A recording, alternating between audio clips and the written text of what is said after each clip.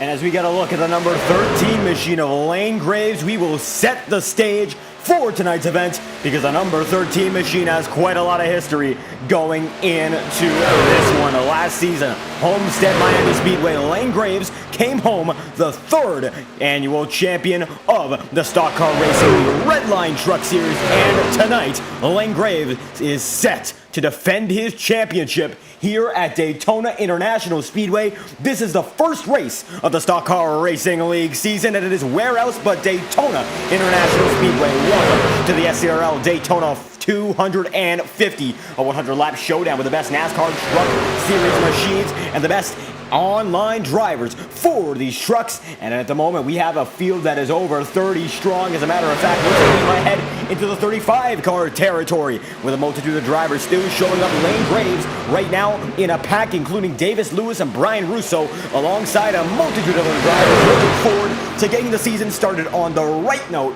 and hoping to grab the $25 bonus that comes with winning this race. At the end of it, he's got to be there. No fast repairs, 65% fuel to kick this one off, and 2 extra tire sets with 3 overtime attempts. That's how the stage is set as the sun is setting in the virtual Daytona International Speedway. We are getting geared up with 6 minutes and 40 seconds on the clock in practice. And Graves right now leads a pack with Davis Lewis right behind him, the B3 Designs teammates, as B3 Designs is a proud partner of the Stock Car Racing League Redline Truck Series. And they're going to come down to the stripe once again, single file. Looks to be a pack of about 6 cars deep. Graves, third fastest driver on the charts. Davis Lewis has a lap 1,000th slower than him, so he's in fourth with Brian Russo, the man himself, B3, right behind the both of them. It's 3-4-5 for the B3 Clue, and they are looking to get another championship in the books, coming home last season as the overall champions, of course, with Lane Graves behind the wheel. Most popular driver last season, Vinny Tigner here as well, not on the track. Very few drivers still practicing as we see the number 50 W Energy machine right behind a Brandon Proudfoot.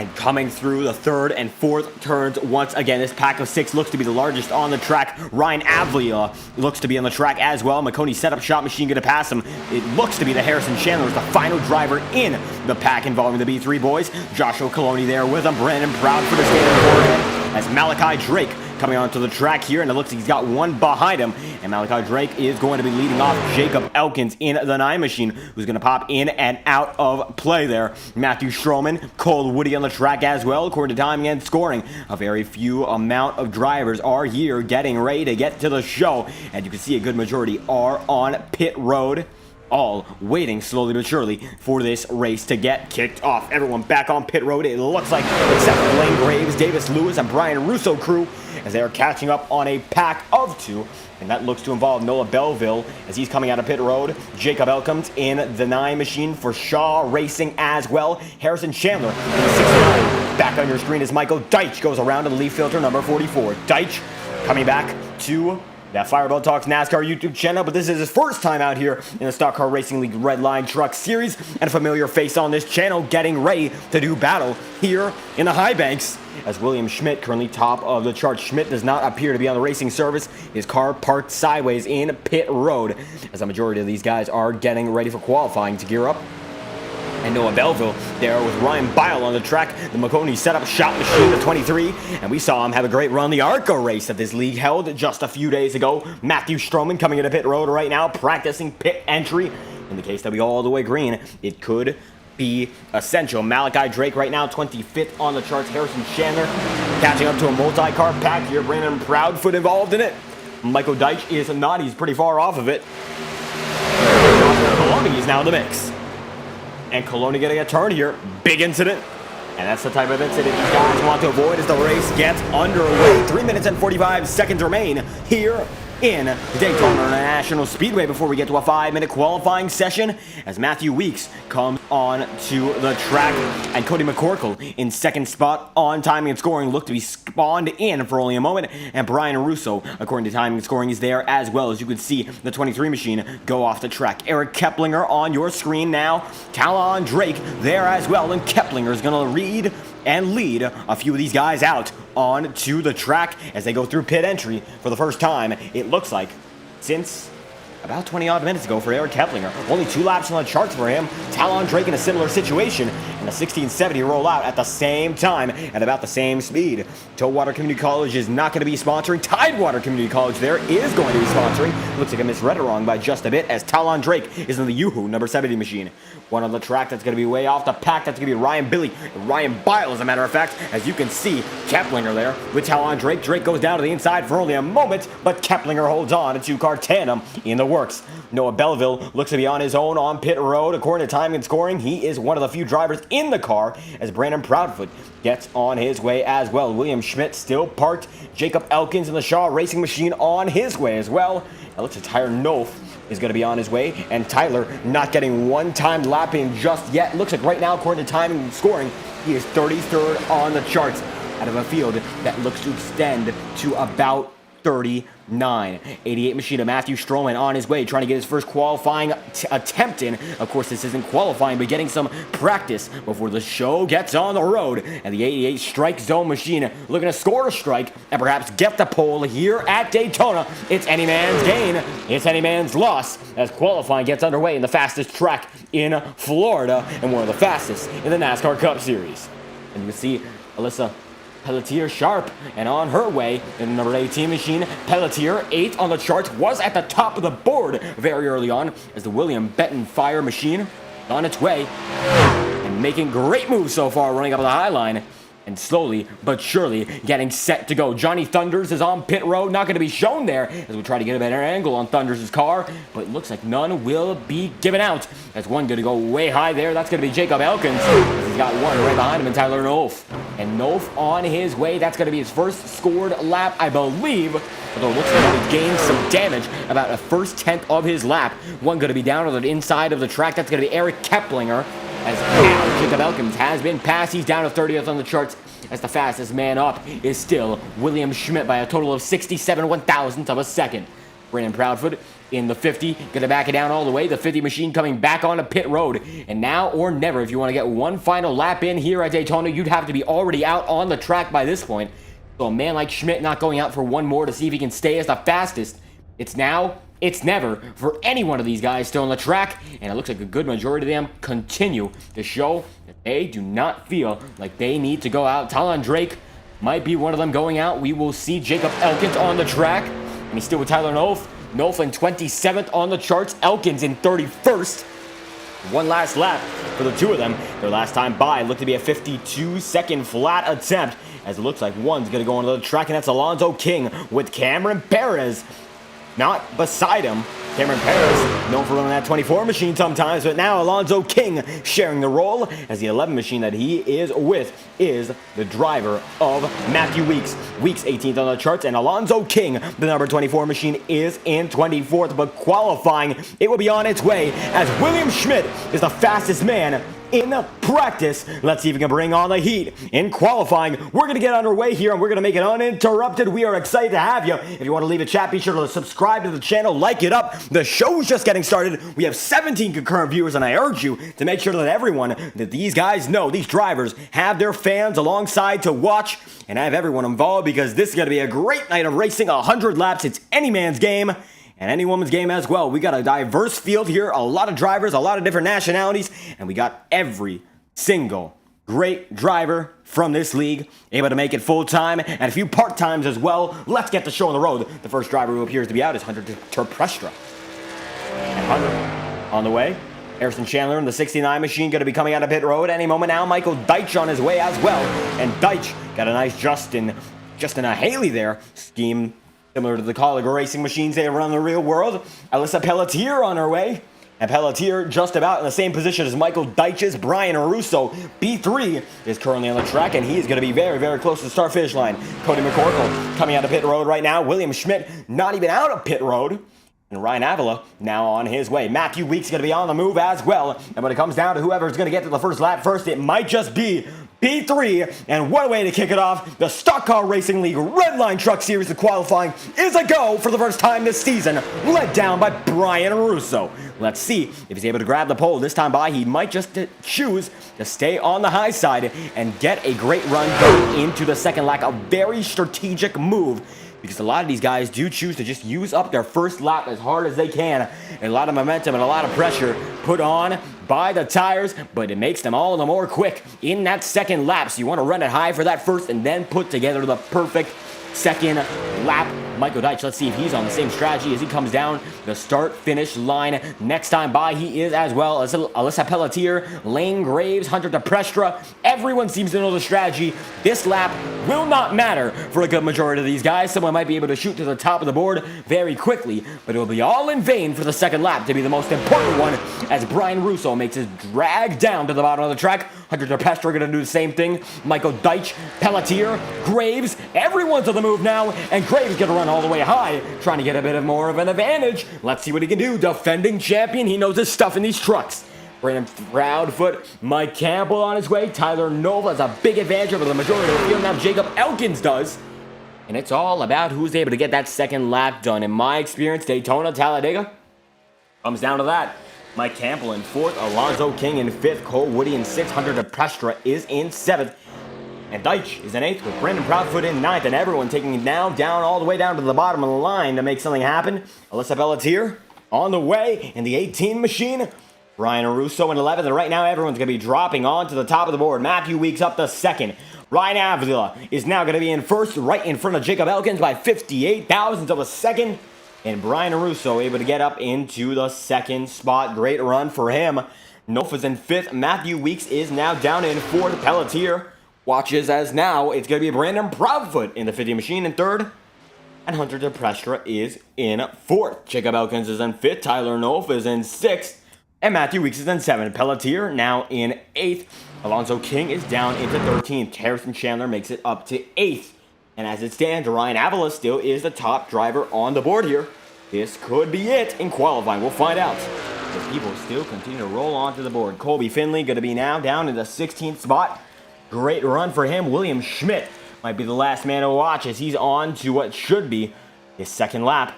This time by, coming down the start-finish line, Brandon Proudfoot is still in 3rd and Avila is still in 1st. Now, William Schmidt going to show him what he's got as Schmidt is going to move all the way up into position number 23 on his first lap, the slowest of the cars so far.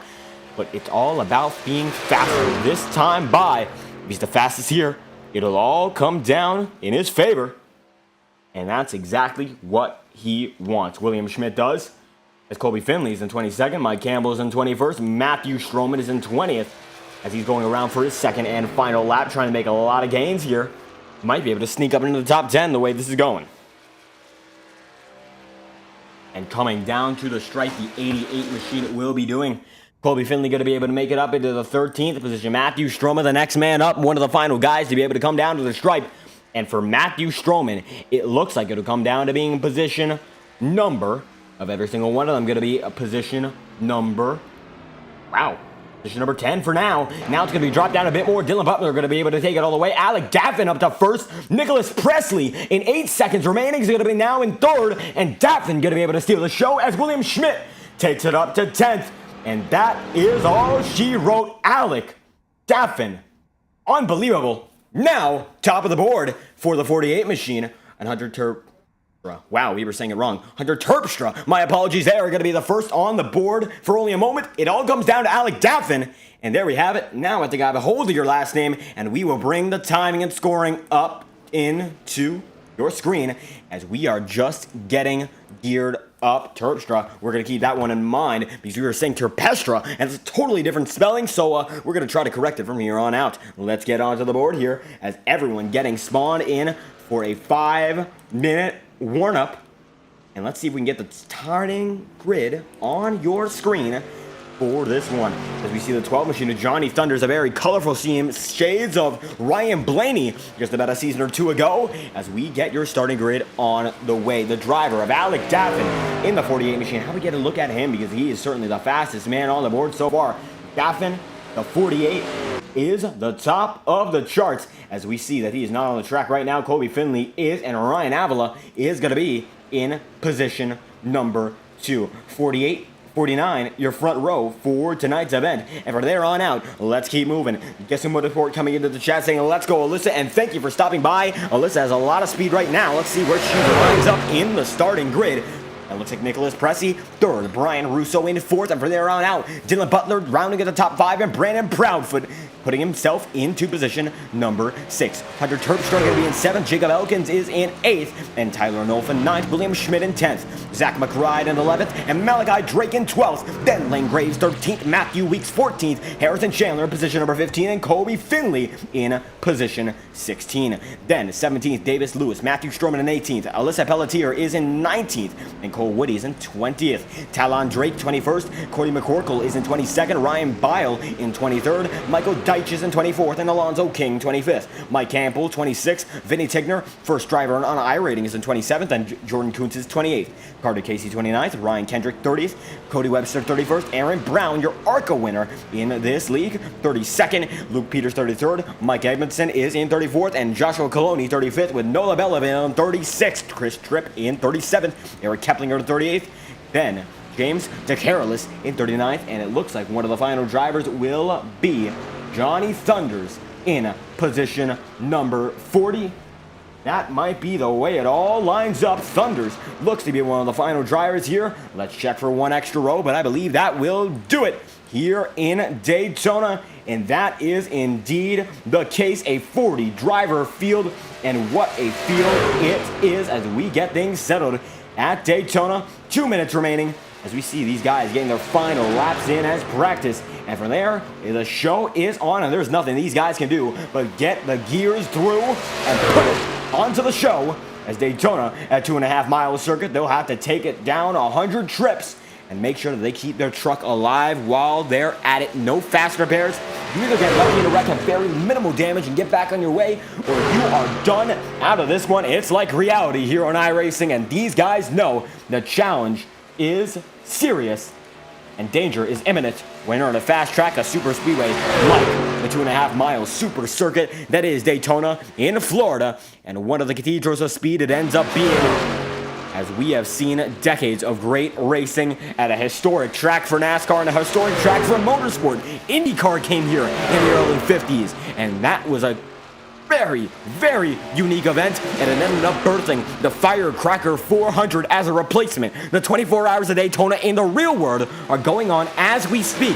But tonight, iRacing going to be putting on a show, as these guys are going to light the world on fire. 40 great drivers, and they are all getting ready for one great performance. As it looks like we have one driver's number who might be just a bit messed up. Let's make sure that everything is correct. Give us just a moment as we take it to a brief intermission. Looks like timing and scoring might be failing the driver, Alonzo King. Let's make sure that everything is accurate. Don't want these guys to be misrepresented on stream.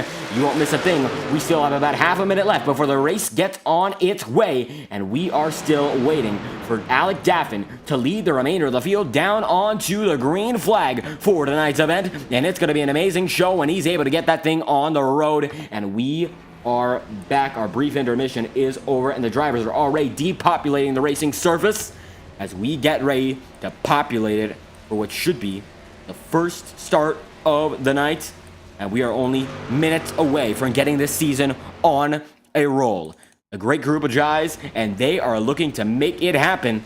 40 of which coming down to Daytona International Speedway, 250 miles. And at this point, it's all about bracing yourself for the impact and going along for the ride. A $25 prize on the table here tonight, as it looks like Noah Belleville going to be the fastest driver in warm-up. And here we go. Everyone coming onto your screen, and now we're going to set the grid and see who lines up where. This is the moment everyone's been waiting for, and that is certain. Let's get the grid cam on your screen and watch as everyone goes on one more time. And this will be it before we get the race underway. Pre-race festivities all but over. And we're going to try to zoom in that view on the grid here as the pace car, the iRacing pace car, leads the majority of the field. Most of these guys are going to be already rendered in. And Johnny Thunder is the last of the guys on this screen. He's going to be riding shotgun for tonight's event. And the others, well, they're just going to show up on your screen in just a moment's notice. You can see the mid-pack from this view. Now, let's get it to populate the drivers up front. Alec Daffin, your pole sitter, And Ryan Avila going to be right beside him with Nicholas Pressey in third and Brian Russo in fourth. Your fastest four already up front. Looks like Alec Daffin not on your screen just yet. And still showing that Ryan Avila is the top scorer, according to time and scoring, who has certainly put himself on the track. Waiting for a few drivers to get on their way, and we will get on our way in a 100-lap showdown here at the World Center of Racing in Daytona. And I, for one, am especially excited. Leave your picks in the chat room below. Just be sure to subscribe for more than a minute, and you'll be able to. We still have more than a minute before the race gets underway. So leave your predictions here and now before we get this one started. Because from there on out, it's anyone's guess to who's going to be able to get this victory as we wait the drivers such as Daffin to make their way onto the track. One more time, we'll go around at pacing speed, and the show will be on from there. Nerves, high, tensions, gonna be getting very, very high. But now, a final chance to settle in and make yourself home. What you've got, whether it be a Toyota Tundra, an F-150, or a Chevy Silverado, it's all about getting comfortable, getting settled, and getting ready to go here. As the iRacing pace car will only wait just a minute more before we get this thing on the road. The 49 of Ryan Avila still waiting for your pole sitter to show up on the track. But from there on out, we should be ready to make this one happen. The pace car going to lead the field into the first set of turns. And then we will get started as the top five, all but one driver on the screen. And Alec Daffin in the number 48 Fireball Talks NASCAR machine takes the pole. And what a beautiful car that is. We got to take a little bit of a focus on it. The 48, one of the few drivers here who didn't have a sponsor going in. So, you know what we did? We put ourselves on that 48 machine. And what a beautiful car it is indeed. And what a way to start the season for us. The 48 FTN car takes the first pole of the season. And Alec Daffin is absolutely looking forward to perhaps taking the first win of the season as well. It all comes down to how he performs here and now. He's got to come in clutch if he wants to make it happen. And it could happen. He's just got to believe in it. We are getting ready for a 2-lap pacing ceremony before the race gets on its way. Now, these guys get to roll off a pit road for the first time this season. Daffin, Avila, Nicholas Pressey, and Brian Russo, the top 4 drivers so far. Dylan Butler in 5th. Brandon Proudfoot in 6th, and Hunter Terpstra in 7th. Jacob Elkins rounding out the grade 8. And then we get started. The Shaw Racing number 48 machine with Avila and Pressey, your top 3 drivers. And these guys get to start up front. They have the luxury of not having to go through the pack if they want this victory. They just have to maintain that track position, and that itself is quite the challenge. And these guys know it. We'll see how they react to it. Is having all this luxury, all the real estate of being up front, well, it does come as sort of an advantage. It also comes as sort of a disadvantage when it comes down to later stages. People will be very aggressive with you. They will push you around to no end. And you don't want that to happen, especially when you are up front. And look at that. That's the 48 that will be starting this one up front. The first driver to take the green flag this season. And it's the FTN 48 for Shaw Racing. And Shaw Racing is getting ready to put on a show. Cameron Pereira is coming into the chat. Let's go, Shaw Racing. 1245, or rather 1425. Sam Sports saying, let's go, Ryan Avila. And we've got a lot of fans for a lot of drivers already. And everyone picking their favorites before they all go to battle. And it's like a game of chess here. 200 miles an hour, they always say Daytona International Speedway is. As everyone, 2 by 2, before we get this one to green. And I tell you what, these guys must be especially excited as well. A new season, a new opportunity to make it happen. And Alec Daffin indeed is with the pole for Shaw Racing and Cameron Perez, a figurehead there. And he can't be more excited. He might be the most exciting guy. And any of these guys, teams, drivers, he might just be up there. And even though he might not be in the field here tonight, he's got some great drivers looking for it, as he has a few guys, including Jacob Elkins, there as well up front. The 9 machine, 8th position right now, looks to have actually gained a few rows. The guys have taken end-of-line penalties. And that's going to benefit the Shaw Racing boys. Now they're 1st and 4th effectively with Alec Daffin leading the way. But Ryan Avila, not one to discount. The 49 machine up front for Rowdy Energy. Usually you see Rowdy Energy in those Toyotas, but a lot of things have changed in the NASCAR offseason, and as a result, a lot of things have changed here as we are getting ready to go down the back straightaway for the first time. Alec Daffin, of all the active drivers, is the wins leader. Michael Cormetis all time has the most wins in 9, then Cameron Perez in 8, and Parker White is tied for third with Alec Daffin when it comes to 7. Now, Cormetis, Perez, and White are not in this race, but Alec Daffin has a chance to make himself home with fellow Shaw Racing teammate Karen Perez as the second winningest driver, as this is the season where a lot of guys have the opportunity to chase down Cormetis' all-time wins lead. Currently has a 2-win advantage over the remainder of the field, and he might be able to hold on to that. Tonight, this season, we are getting ready for a lot of change and a lot of chaos. This season, it's going to be one to remember. And a lot of great drivers getting ready for the show, and this is where they prove their worth. A battleground like no other. Daytona International Speedway for the Redline Truck Series. We are green for the first time this season. 100 laps, 250 miles, and one winner. Let's go racing! And a big start by the driver of the 49, Ryan Avila, as everyone roars through. Good majority of the field right now. Double file is going to be a big push by Nicholas Pressey in the 94 machine. Fourth goes to first when it comes to pushing. And now the inside line is a major advantage. One going to go way off the track. Might be William Schmidt. No, it's Dylan Butler. Butler going to go way down to the apron. And he will glide back in the pack for now. William Schmidt going to be now up in the top 5 as Avila and Dazzler side by side. And let's see who's going to be able to lead the first lap of the season. The 48 on the road. A big advantage right now, about a car length. Now Avila has to pick it up. He's got a Shaw Racing teammate right behind him. But for now, the 48 machine, Alec Daffin, going to be able to come home to the stripe and lead the first lap of the season. This is Daytona, and he's got a lap led already.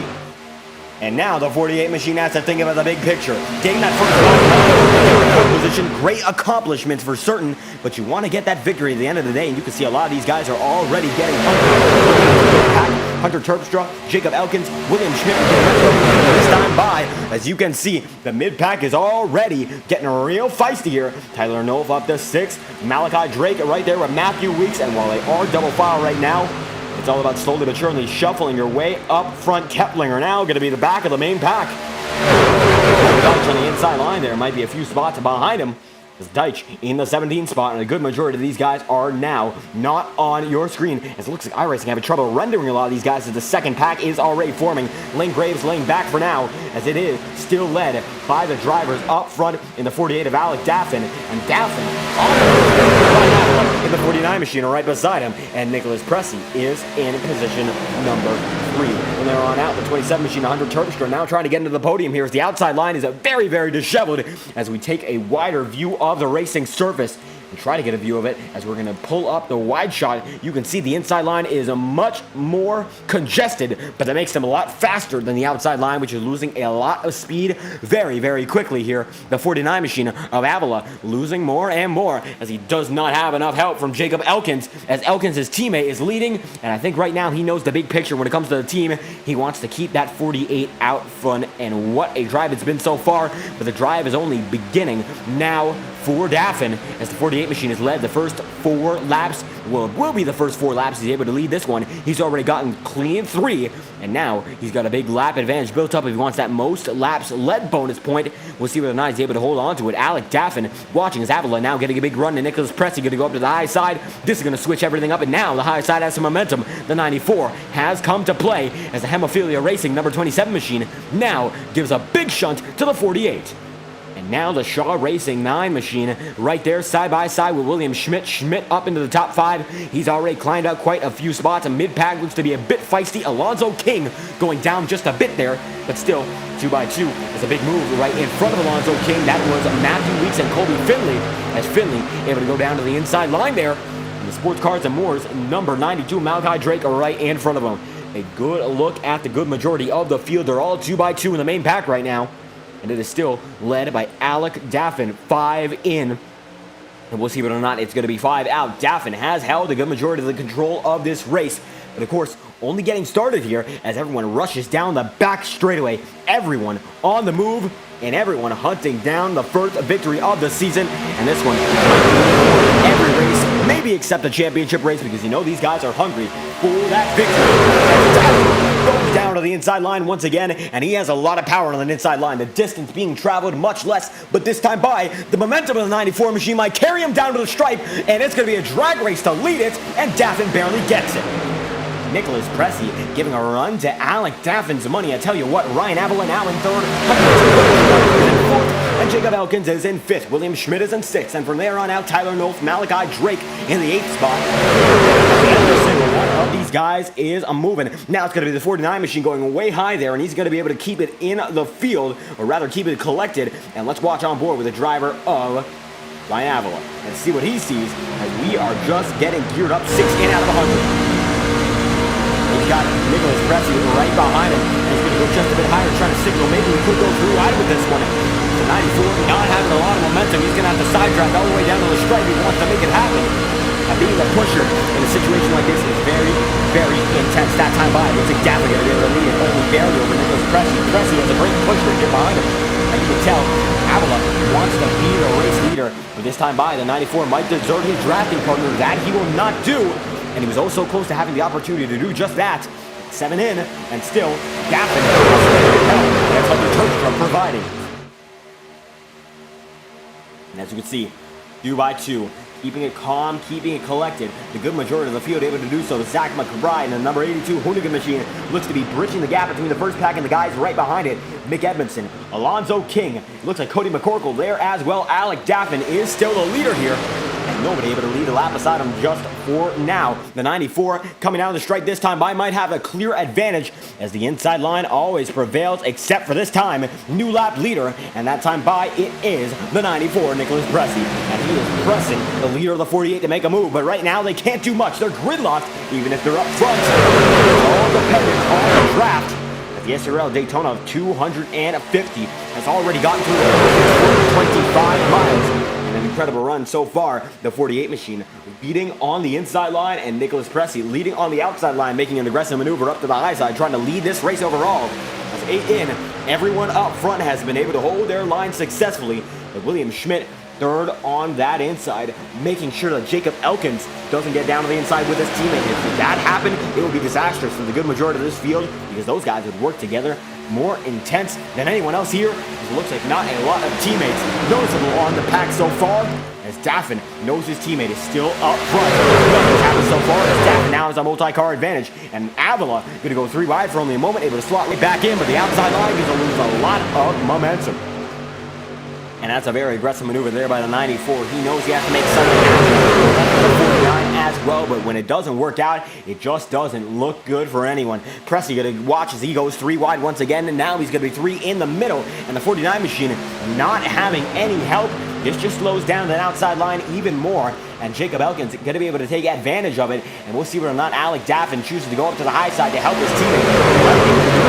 But at the same time, the outside line losing a lot of momentum. Michael Deitch goes down on the inside here, and we saw him for just a bit bobble off the track. But Deitch is fine, and we still stay green. 9 in out of 100. It should be 10 this time by, and that it is. A 10th of the race already complete, and a great clean event so far here in Daytona.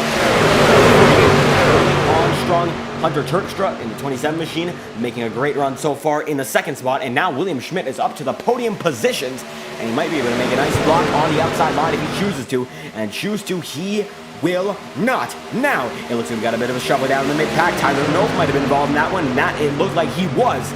But it's up to the top 2 guys right now, Daffin and Terpstra, making a great run together to hold on to the inside line's integrity, and nobody else on the ball as these two have been.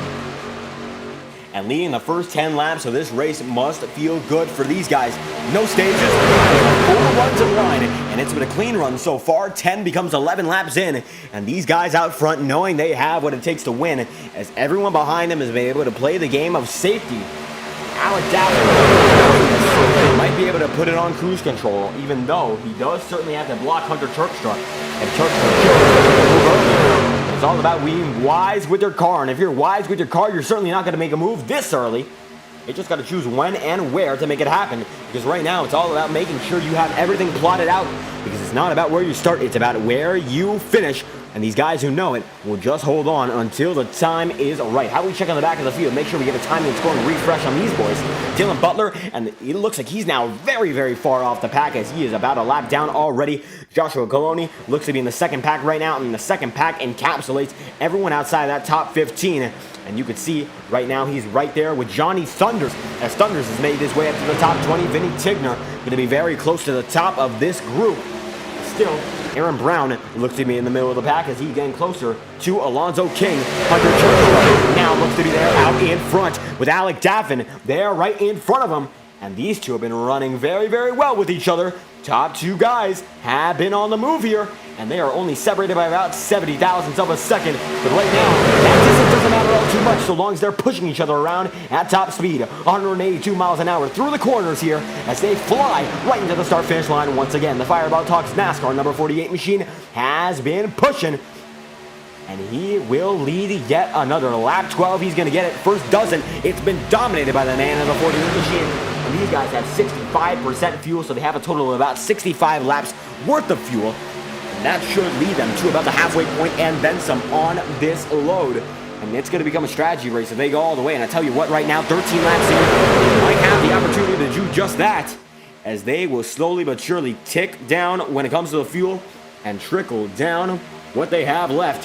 When the oil's out, they're going to come down to pit road, and that will reset the way this race looks entirely. We might see a big pack come together again. We might see a series of small packs. For all we know, Alec Daffin, Hunter Terpstra, or Nicholas Pressey could fall all the way down, and the guy in the back of the pack, say Michael Deitch, say Alonzo King, say Johnny Thunders, even there. They could all go to the top of the field if they chose to, as Michael Deitch is going to go way high there. We see a three-wide battle, and it looks like it involves the guy that is James Decarolis. Careless, as a matter of fact, going to go way high once again. The 39 machine trying to make something happen, gets a bit bobbly, going to merge right in front of Malachi Drake. 92 watching as there's yet another three-wide attempt, but right now 3 attempts have not worked on the three-wide maneuver. And it looks like Malachi Drake now having to hold on as he's got a guy right behind him. He's looking real intense. And the guy right in front of him in the same scenario as well. Watching on board with the 39 machine. We'll see whether or not this time by he chooses to go 3 wide once again, side by side. It looks to be Tyler Nolf's machine. Ryan Avalon now down to the 7th spot, and it looks like now he's going to go way high up to the highest side of the track. And let's see a view from Malachi Drake there. As you can see, nothing going on for him. Ryan Kendrick, though, does see the aggression as he's going to try to get a move done on the driver of Ryan Avalon. The 49 machine going to be able to hold him down. These guys not going down without a fight. The 39 going to go right back in line and save his spot as Kendrick going to be able to make one spot on him, and Alec Daffin is still the man who leads the way here. You watch inside on the Terpstra machine. Terpstra still the pusher of the Alec Daffin car. And that truck, as a matter of fact, is moving. Nobody of the 48 so far. Nicholas Pressey, they're all catching up to him. And it looks like Alec Daffin there as well. One lap car going to go. Get another lap down, and that will be a big shakeup for this lead pack. It's the 010 machine, and we saw him go down a lap beforehand, and that is Dylan Butler. Butler now 2 down on pace, and 15 laps in out of 100. It's been a dominant run by the 48 machine thus far, and Alec Daffin, nobody on the level of the man who's led over 15 laps. This time by, he'll be able to clear that marker, as Hunter Terpstra now still right behind him. It's been that way since the first lap. The inside line has been really, really close, and nobody able to make a move. Nicholas Pressey's been the closest man to getting that lead, and he gets very close this time by. Once again, not able to clear the 48 of Daffin, although certainly now he would want to. That inside line looks to be a lot better than the outside line consistently, but when it gets its runs, the outside line is a force to be reckoned with. But we'll see whether or not he's able to hold on in this line, because double file 16 out of 100, and the 48 double file once again down to the line, able to barely clear for the lap lead, and that he gets it. And once again, leading into lap 17 of 100, almost a fifth of the way through already here in Daytona. And these guys are trucking. And that's for sure. Live on TV and YouTube. If you enjoyed the action, be sure to subscribe to the Fireball Talks NASCAR YouTube channel. It's always greatly appreciated.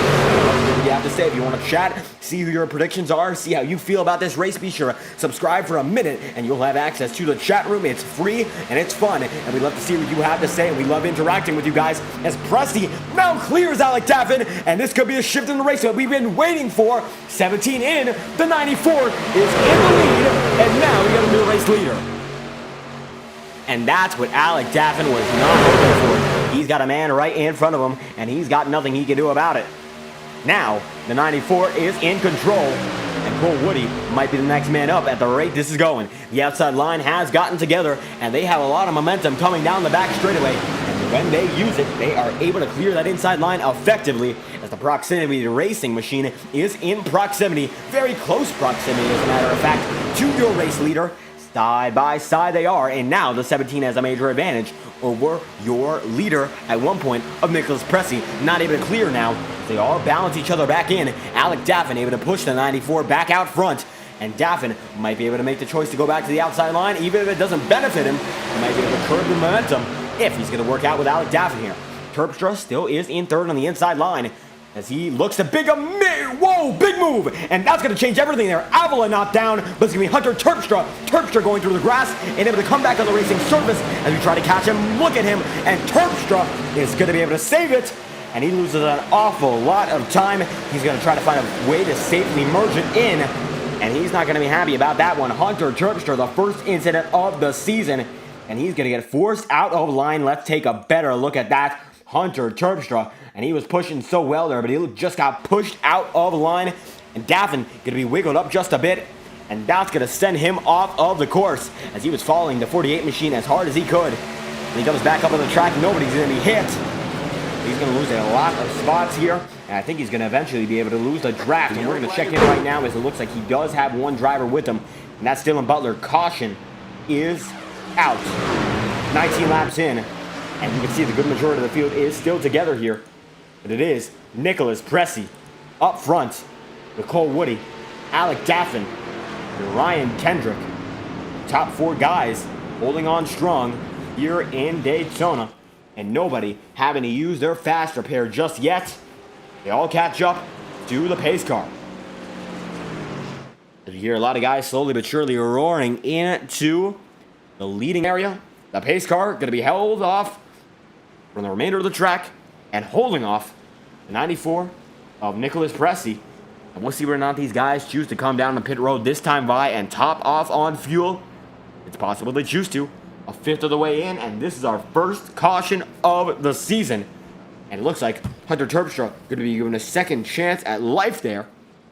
As the 94 still leads Alex Daffin, Cole Woody, Ryan Avila, and Ryan Kendrick. And that's your top five so far here in the SCRL Daytona 250. And at this point, we're about 50 miles into it, making great progress as our first caution of the night comes out, and that could have been a lot worse. And everyone getting a chance to rebound that time by, and it looks like now the 94 will be able to come down on pit road. We'll see whether or not it's a fake out, and that it will not be. Everyone comes down on pit road to get some fuel. Let's see who's going to be able to win the race off pit road, and it's the first race all season long. Let's see what these guys have in store for each other here, as it looks like everyone's going to be able to roll down quite nicely. And down to the stripe, the pit exit cam going to be put into effect. Daffin there. Ryan Avila going to come back into the second place stall. Presti in the third stall. And this is how they're going to roll out. Let's see who's going to be able to make it out first, and it should be one of those guys up front. First man out, as a matter of fact, looks to be Chris Tripp. Then it's going to be Alex Daffin. After him, Cole Woody, Nicholas Presti going to come out, Jacob Elkins, Ryan Avila. It looks like Avila just got out, and now a big lunge there. Ryan Bile going to be able to make that out. And from there on out, a good majority of this field gets shuffled. I believe Pelletier going to be on our way, and Michael Deitch going to be on it soon as well. Eric Keplinger, Brian Russo. But Chris Tripp looks to be the winner off of pit road that time by. And the number 90 machine going to push all the way up front, 17 seconds down pit road. And it looks like not in his pit box at all. And he would still come down as your race leader. I'm not sure if everyone was mandated to come down, and he just tried to exploit it to get up front. Could be possible. But either way, Tripp, the 90 machine, has made himself the leader as Alex Daffin reset into the second spot. The first man to take anything on pit road that we have a record of. And from there on out, Cole Woody is in third, and Ryan Kendrick is in fourth. Nicholas Pressey falling from grace, 1st to 6th. Still up front, but going to be a bit harder to keep it out front following a series of incidents that were not in his control and eventually leading to pit road not being the best. A lot of time nonetheless. Make the victory count.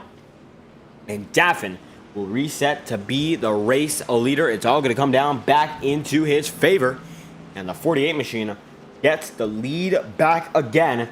As it looks like the 90 machine might have just gone out there just to get a lap led according to timing and scoring. And I'm not even sure if he's going to be able to get that because he did lead in a pit road. Going to be a close call there if the 90 machine even gets a bonus point. And that we will see as we are double file once again, getting ready to go once more. Daffin and Cole Woody on the high side are your top two.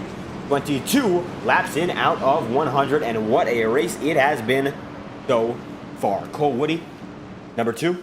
Noah Belleville in 3rd. Ryan Avila is in 4th, and Ryan Kendrick is in 5th.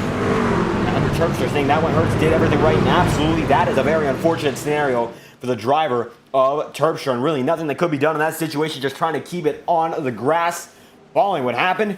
And Terpstra, as it stands, still is on the racing surface, while no damage appears to be on that truck, losing a lot of track position down to the 31st spot. Not a good start, but of course a lot of time to recover, and we'll see how it all comes down to the remainder of the race as Alec Daffin leads Cole Woody, Noah Belleville, Ryan Avila, Ryan Kendrick, and a multitude of other drivers, and that multitude is ready to put the show in motion.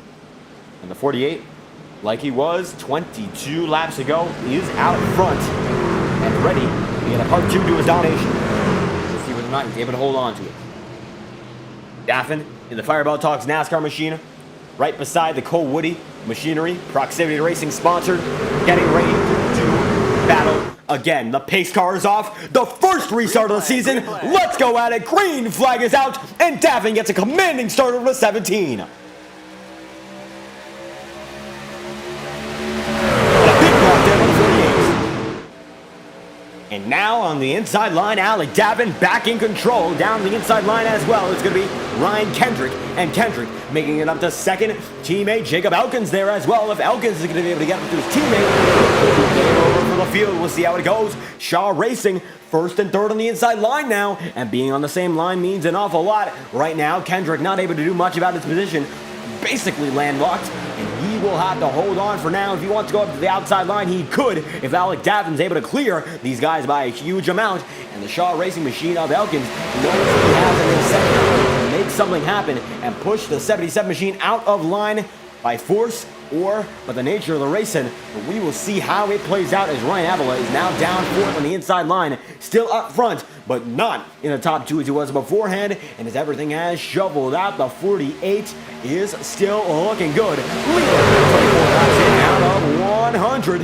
And you can see that he has a major lead right now over the outside line. The outside line not in contention either. So the inside line is a very concentrated, while the outside line is dispersed, and that dispersion is not going to help out because you want to be oh so close to get the draft going. As you can see, Kendrick giving a great shove to Alec Daffin, and Shaw Racing getting a great kick out of it as Jacob Elkins able to hold on to the draft and put himself at speeds of over 185 miles an hour coming down the start-finish line. This time through, it should be one of the fastest laps of the race for Alec Daffin, and that it is a 10th astray from his fastest lap all race long. With a 45.238, as one lap car is going to be way off to the inside racing circuit. That's 25 in out of 100, the first quarter of this season's first race. Almost in the books here, and Alec Daffin has held control.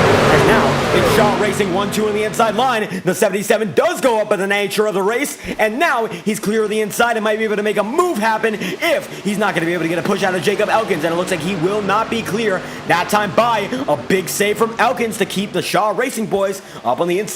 And now it's all about independence working in groups here. Kendrick is going to have to work out with Cole Woody to make something happen this time by, as now a power team is in motion. Shaw Racing has that inside line, and Alec Daffin might have gotten that lap oh so close, but it looks like he did. 126 laps in. We got a big shuffle in the back. Big incident. Looks like it's going to be multiple cars. Ryan Bauer going to go up to the track. Looks like James DeCarroll is able to make it through. But it's going to be multi-car incidents indeed, as everyone gets himself shuffled. Davis Lewis, Eric Keplinger, and that will be yet another caution, the second caution of which, as Keplinger keeps it straight, and we'll try to get a better look at it right now. Brian Billy Bio, as a matter of fact, involved in that one. And let's get the instant replay out and see what just happened on track here, as a few guys do blink out as it occurs, but we would try to get an angle of it nonetheless and see how it looks. Getting a wider angle. You can see the 23 machine making contact with the 09, once again with a 4, and sliding up, and a multitude of guys able to slide out of it. And that is your second caution, as Vinny Tigner able to get through, and we were going to try to watch what happened to Eric Keplinger. Keplinger now up to the 10th spot on the track. However, he was absolutely in some capacity involved, and that we will take a look at right now, as Keplinger on his way still. And there is the 60 machine that was able to get through the wreck, although he did go through the grass. Let's take a look at how Eric Keplinger was able to avoid this one, because certainly he was able to come out as a very lucky driver. We only caught his exit of it, and let's try to watch it.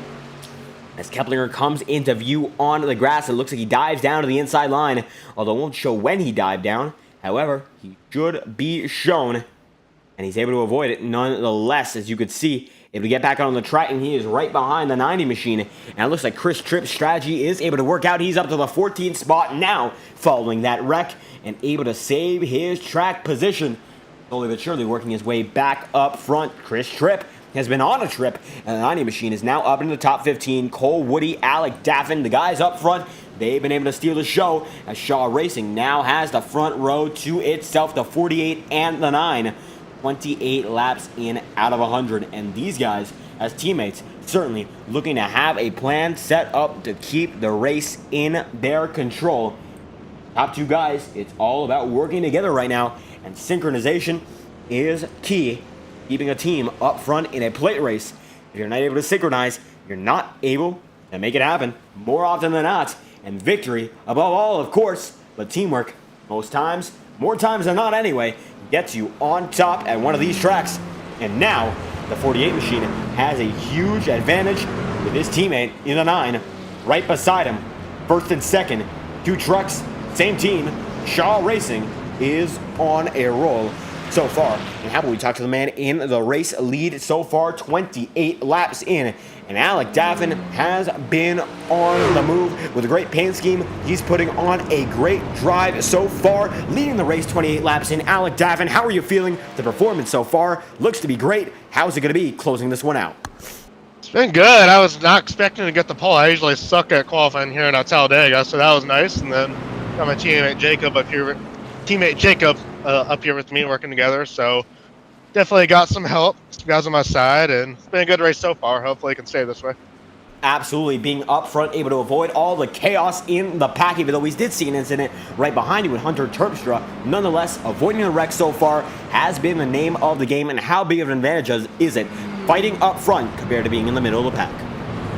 That's very good. Usually I like to ride in the back, but I usually get caught in more wrecks doing that, so my plan was in this race just go for it. If we wreck, we wreck, but we've been up front so far, it's worked out, so usually when I run up front, I do well, so that's what the plan is, and hopefully it works out.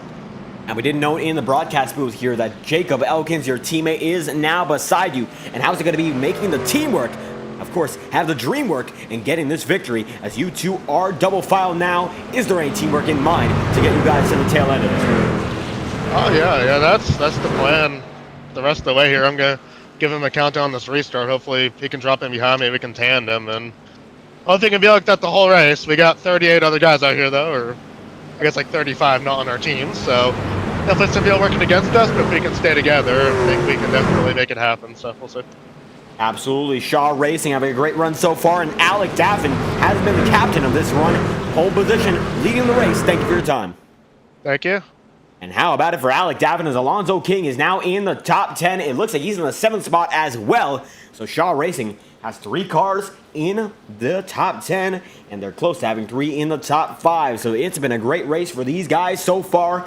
Davin, Elkins, side by side, and Cole Woody has had a great race as well, making his way up front, and he's going to be able to stick to it. Don't count him out, that is for certain. And Ryan Avila has had a race to remember so far. He's been able to run up front. He did make a few bad moves with a 3-ride move aggression set in early, but either way, able to come back, able to recuperate the losses. And now, Avila is up front once again in the top 4. We will get things started once again. 29 laps have been completed, and this one will be your 30th. But of course, as the iRacing pace car dives in this time by, gonna take the hard left on a pit road, and we will see Shaw Racing at perhaps its finest hour. The green flag's out, and now the 48 gets a great jump, and it's going to be 1-2 on the inside line. A big run there. Jacob Elkins now slots in. And that is exactly what Daffin wanted.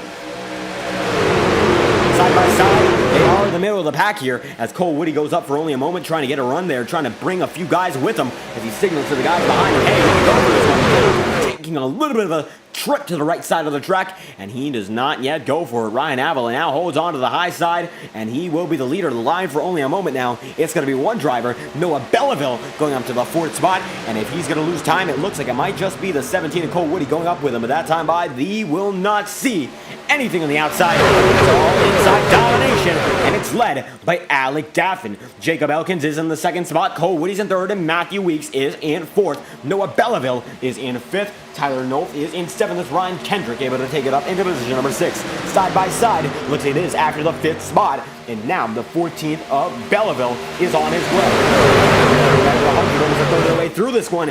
These guys are moving like their life depends on it, that's for certain, as Daffin holds on with his teammate right behind him. And 31 laps in, and it has been for these two guys and teamwork making it happen. The inside line indomitable so far. Nobody able to hold on to the dominance and the magic these guys have had. Ryan Avila going to make a big win. Now Ryan Kendrick up to the high side tries to make something happen there with Noah Belleville. Make just a bit of a run. Side by side they still are. He is not clear. The 14 machine is. And Elkin's going to have to push as hard as he can to keep these guys in check. That time by, the 14 machine will lead the lap only just as he is side by side with Daffin. And now it's all about Elkins versus Kendrick. And those top 2 guys, top 2 rows, they are battling, but it all comes down to the guys behind him. If you want to be up front, you got to have a great pusher, and vice versa. If you want to be a great pusher, you got to have the guy who is the one you can trust. And right now, Kendrick and Belleville able to trust each other as they are fighting hard with the teammates of the 48 and 9. Holding on so far, it is a battle of independence versus the team. Right now, they're holding on quite even. 32 in out of 100. And it's been a great battle overall. Cole Woody, the 5th machine on the charts right now, down in 4th now. It looks like he's going to be passed by a few guys on the inside line, and Woody holding on strong for his end as he's right behind the Shaw Racing duo. And being just behind the fastest guys on the track, not a bad thing for certain. It's going to be a 3-ride attempt now. It's going to involve Alonzo King, and Alonzo going to go way high there with James DeCarolis, and DeCarolis has made multiple 3-on maneuvers, and now they're going to let Ryan Avila get just a bit of an advantage there, and now the 49 machine in play with the 39, and it's going to change up the complexion of this race once again, and it looks like not going to change it all too much for now, as the 39 holds on his own, and holding his own is the name of the game for that guy, as he has been all alone, going up to 3 wide, and he's been able to hold on for almost up to a lap. And now he's going to lose a bit of time and have to back out. Aggression, it's setting in early. The 39 machine going to lose that time and now lose a lot of spots. Mike Campbell goes side by side with Alonzo King. And Alonzo King is still there and trying to catch up to his teammates. And it is still gridlock up front 2 by 2. Thus far, 34 in out of 100. The top 4 are still rolling strong. And nobody rolling stronger than Alec Davin. But right now, Noah Belleville trying to put a run in for his money. And now, it's all about who has that momentum coming off of the back straightaway. That time by, Belleville going to have a great run. Alec Davin gets just a bit squirrely. And that could have been a disaster. Last car this time by. and that is going to be the 09 machine. And as they pass him, it looks like that's going to put the driver, Colby Finley, one lap down. He lost a draft early in this run, and that will cost him detrimental to his chance for the victory. And either way, these guys hold on. Nothing going to happen to them. Black cars are staying high, and they are staying high quite nicely as Ryan Avila going to go high, trying to make it 3 wide. Not going to work that time through.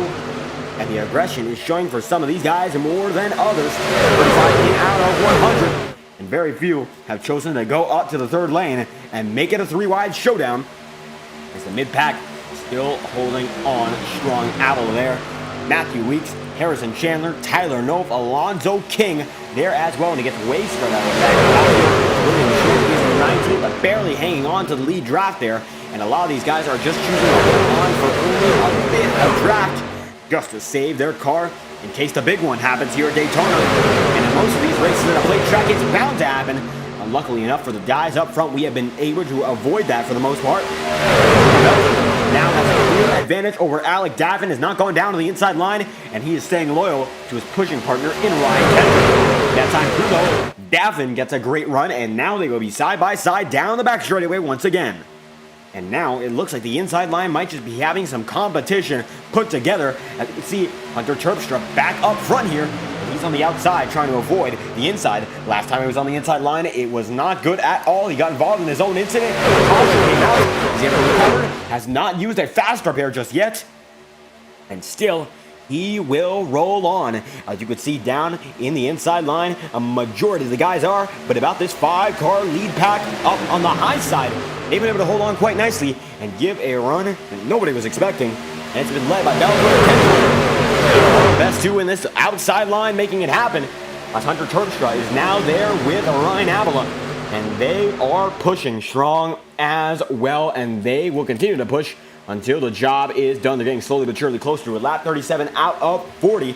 And that will be the 40th lap, but overall out of 100. How we ride on board for just a moment with the man in the 14 machine. Let's take a quick look at the driver of Noah Belleville and see what he's seeing.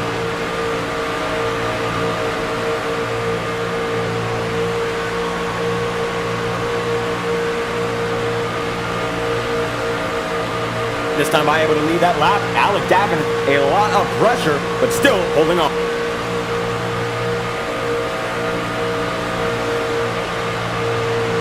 And you can see into the turns down to the inside line, Daffin less distance, able to come back for only a moment. But Belleville holds on nonetheless. How we ride on board with Jacob Elkins and see what he's seeing as the pusher in this game. And he might just be the pawn in this game of chess for now. He knows he might come out the king and be an invaluable, or rather essential piece in this one. It comes down to getting that victory. And then if he's out of this one, it might be game over for Alec Daffin. The teammates working together. It is an incredible connection to have your teammate behind you in a plate race knowing nothing can go wrong. And until it does, you feel like you're on top of the world. 38 laps in, becomes 39 laps in. And that time through, Noah Belleville going to lead him, and Alec Daffin still there. They're going to go 3 wide this time. It looks like the 49 and 39 have joined forces. The two most aggressive men in this series look to have made something happen here, as it looks like Avila there with the carrots.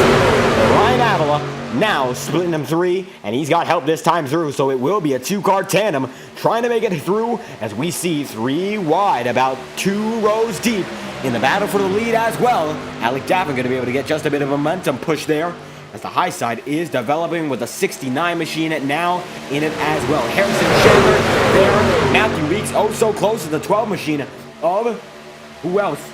With the number 12's full F-150 driver in. Looks like that is going to be timing and scoring, messing us up just a bit. Johnny Thunder is going to go get another lap down, and it will be Ryan Avila now 3 wide for the race lead, and it's getting intense up here. Alec Daffin still pushing hard, as it is now a game of 3 leaders and 3 pushers for 3 lines.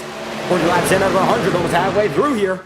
It's now or never to make it happen. It looks like they are going to lap the driver of the 019 again, and it looks like Colby Finley in jeopardy of going one more down. Not good for his winning chances. It might be all but over already. 40 in of 100. Everyone gets shoveled up just a bit. The lap car might have spooked him as he goes down to the inside line. And that time through, Daffin still getting the push and that's the edge that he needs to lead that lap. And this time, Jacob Elkins going to come home to the stripe in second. And that's how clear they were of the remainder of the pack that time by a great run for the driver of the 48. That time out of the turn 4. They got to keep that run going lap after lap. They have dominated this race. But it still seems like the competition is brewing and just getting started side by side with nobody so far. The top two guys are, but 39 machine of DeCarlo sees that the 49 of Avila has left him and only goes back after a split second on the back straightaway. And the outside line is going to get a lot of momentum lost as the middle lane losing it as well. Cole Woody will go up to the high side or the higher side as now two lines are contending for the lead as the third line, the highest side, is now recouping Lawson and regrouping to try to put together a competitive run once again. 42 in out of 100 here, and it is far from over. It's about 3 wide, deep now, and only just, as you can see, Tyler Nolf is in the thick of it himself in the 91 machine, and that will be, not Tyler Nolf. However, with the 91 in the mix, you can see he is right there in the middle of an incredible battle, and that will be, I believe, Cody Webster. Cody Webster now backing out just a bit. Webster 2 down, is still in this lead pack, trying to slowly but surely slide his way out of it. As Alyssa Pelletier looks to be one of the final drivers in this main pack. 18 cars on your screen for only a moment. And it's about a 20-25 car main pack right now. All come down to the stripe. And Jacob Elkins still has Alec Daffin assisting him. And they continue to lead lap after lap. And as the laps wind down, nobody on their level. And the Shaw Racing 1-2 combo able to hold on to everything that they have gained all race long. And even though Daffin is on pole, Jacob Elkins climbed from 8th to 1st and did it almost all on the green flag cycle. And now it's a 1-2 tandem up front. As you can see, the 14 machine Noah Belleville going to have to work with Hunter Terpstra here on the third lane. 3 wide, they're going to be 3 rows deep. Alonzo King trying to get up to his leaders. No! Big incident! 14 cars around, the 24 involved as well. Multi-car incident. One is doing cartwheels. Oh my goodness, the big one at Daytona. Wow! And the 19 machine went for a tumble. And we'll try to focus on him there. Unbelievable timing and scoring is shuffling everyone around. And that is a big one for certain. I oh my. And that was not Colby Finley. That's the 019 machine. And we would try to get a look at that 19. I can't believe what we just saw. As we try to get a better look. We got one spinning there. That's Ryan Bile. Gets spun on pit road. As all these guys come down. Chris Tripp there. So he's able to make it out. Nick Edmondson. We're going to try to get a better look at the car that went all the way around and upside down, because that might have been Davis Lewis. And we are trying to see, because that was a Napa machine. It looked like the number 19. Alyssa Pelletier able to make it out. Cody McCorkle. And let's try to send it back to where that wreck began and go from there. And it began Ryan Avila, or near Ryan Avila as a matter of fact, and it will be the driver of the 17 machine that I'm going to choose to focus on early. It's Cole Woody got involved in that one, and that is for certain, as we saw him go around for only a moment there, and we will try to find out what happened. I am at a loss, because that's one of the most intense wrecks I've seen all season long at the very least, and we're going to watch it again and try to get a better look at the car that went all the way around and tumbled through. We're trying to get a look at the number there. And slowly but surely, it was a 19 machine, and it looks like that was... Trying to get a better look at it. Jacob Elkins, it was not, but it will be Nolf. And that was the 36 machine, according to timing and scoring, and we will get a look at his perspective. Unbelievable. We'll check the wrecks beginning. 3 wide, and it looks like Hunter Terpstra get involved there. Belleville. And that's what's going to send everyone around. Wow. Goes right off like a can opener on Alonzo King. And that's going to set a multitude of cars into motion. And this is the craziest part of the wreck. Wow. And everyone gets destroyed. The 50 machine. And you can see guys pulling up. Aaron Brown there with the 88 of Matthew Stroman goes around. And Ryan Bile going to be able to get around of it. And that is a huge wreck. And Ryan Bile does get involved with someone on pit road here. And we'll see why. 45 into 100. And it looks like going up to the higher side of pit road. And side by side there, these bonds for only a moment on timing and scoring just has a blink out. We saw a wreck between the 23, and he just gets turned. And that's going to slow everyone down. Oh, and he's going to get involved with another driver there. Wow. And what a wreck that was. As a lot of guys now down on pit road, that could be a lot of races over. I can't believe it. And that one was up front, but once again, the man who makes it out is Alec Daffin, who's now in the third spot. Alyssa Pelletier is in the first spot, and Chandler is in second. Harrison Chandler, to be exact. And what a change of pace. As Alyssa Pelletier leads the race for the first time this season, and almost halfway through, might be able to take us all the way to lap 50. We'll see whether or not she's able to do so, as Harrison Chandler in the 69 machine is now on the high side, and Alec Daffin will roll into frame, and he will be starting on the third position. He'll try to coordinate once again with his teammate in Jacob Elkins. Two drivers we haven't seen all too much up front. Well, they are back, and they are back with a vengeance, and we'll see what they have in store for the field here. It could be dangerous. And it also could be the most exciting racing we've seen all season long. Of course, all race long. Only 46 laps into the season. And we are getting geared up to see it in just a half lap's time.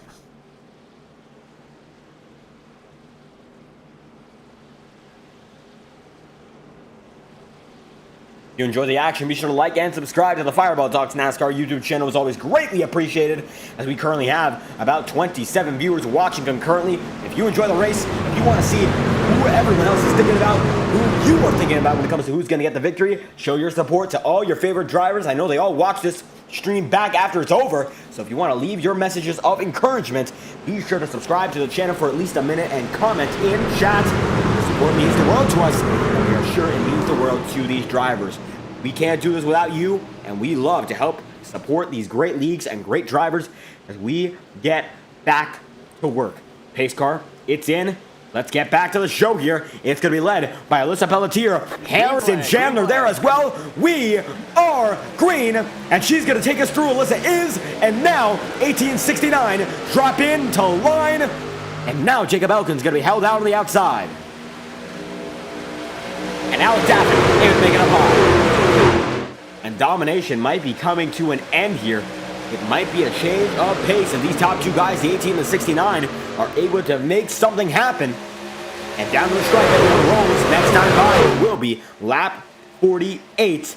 And already looks like the Shaw Racing Group is up front on the high side, and they are controlling that line better than anyone else has before.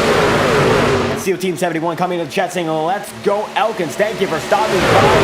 Elkins having a great run. The 9 machine with his teammate right now, and they are controlling that outside line with force. Alyssa Pelletier that time by will not lead the lap, though it's going to be a drag race, and it might just go down to her. And Alec Daffin almost got clear there, but he knows right now it's all about taking his teammate with him up to the high side of the racetrack, down to the bottom. And now they're clear of all but one car on the track. 48 in out of 100, almost half of the way through this one. And down to the line for 49, they will go. As you can see, the Shaw Racing boys getting a lot of pressure there behind them. It looks like Harrison Chandler making the moves, and Cole Woody there as well. The most aggressive guy so far. He's taken a 3 wide quite a few times already. Now behind the 2.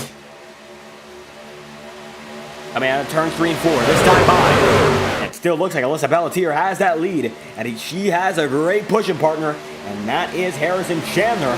That time through, Daffy going to be able to get the edge, and it looks like now a lot of momentum rolling up on the high side, and they might be clear. The 18 will be, but they're holding on strong compared to the guys who have dominated this race so far, and that's nothing to stop them. More than half of this race remaining. Only a few laps before we get into the fuel zone. Let's see whether or not these guys are able to go all the way on fuel. I think a lot of guys came down to pit road. That time by a bit more down the inside, and both drivers, the 9 and 48, go. And now James DeCote is the lead on the outside line. And that was a risky maneuver, and they took it easily. It's like nothing came to their mind there, and they rolled on strong. The 48, the 9, now top 2. Pelletier is in 3rd, and Alyssa's got to make a move if she wants to keep it up front. Oh, Woody, rounding at the top 5 right now on the high side, going to bring DeCarolis with him. And this two-car tandem is gearing up. Lap 50 of 100 here. And side by side, your top 2 drivers go.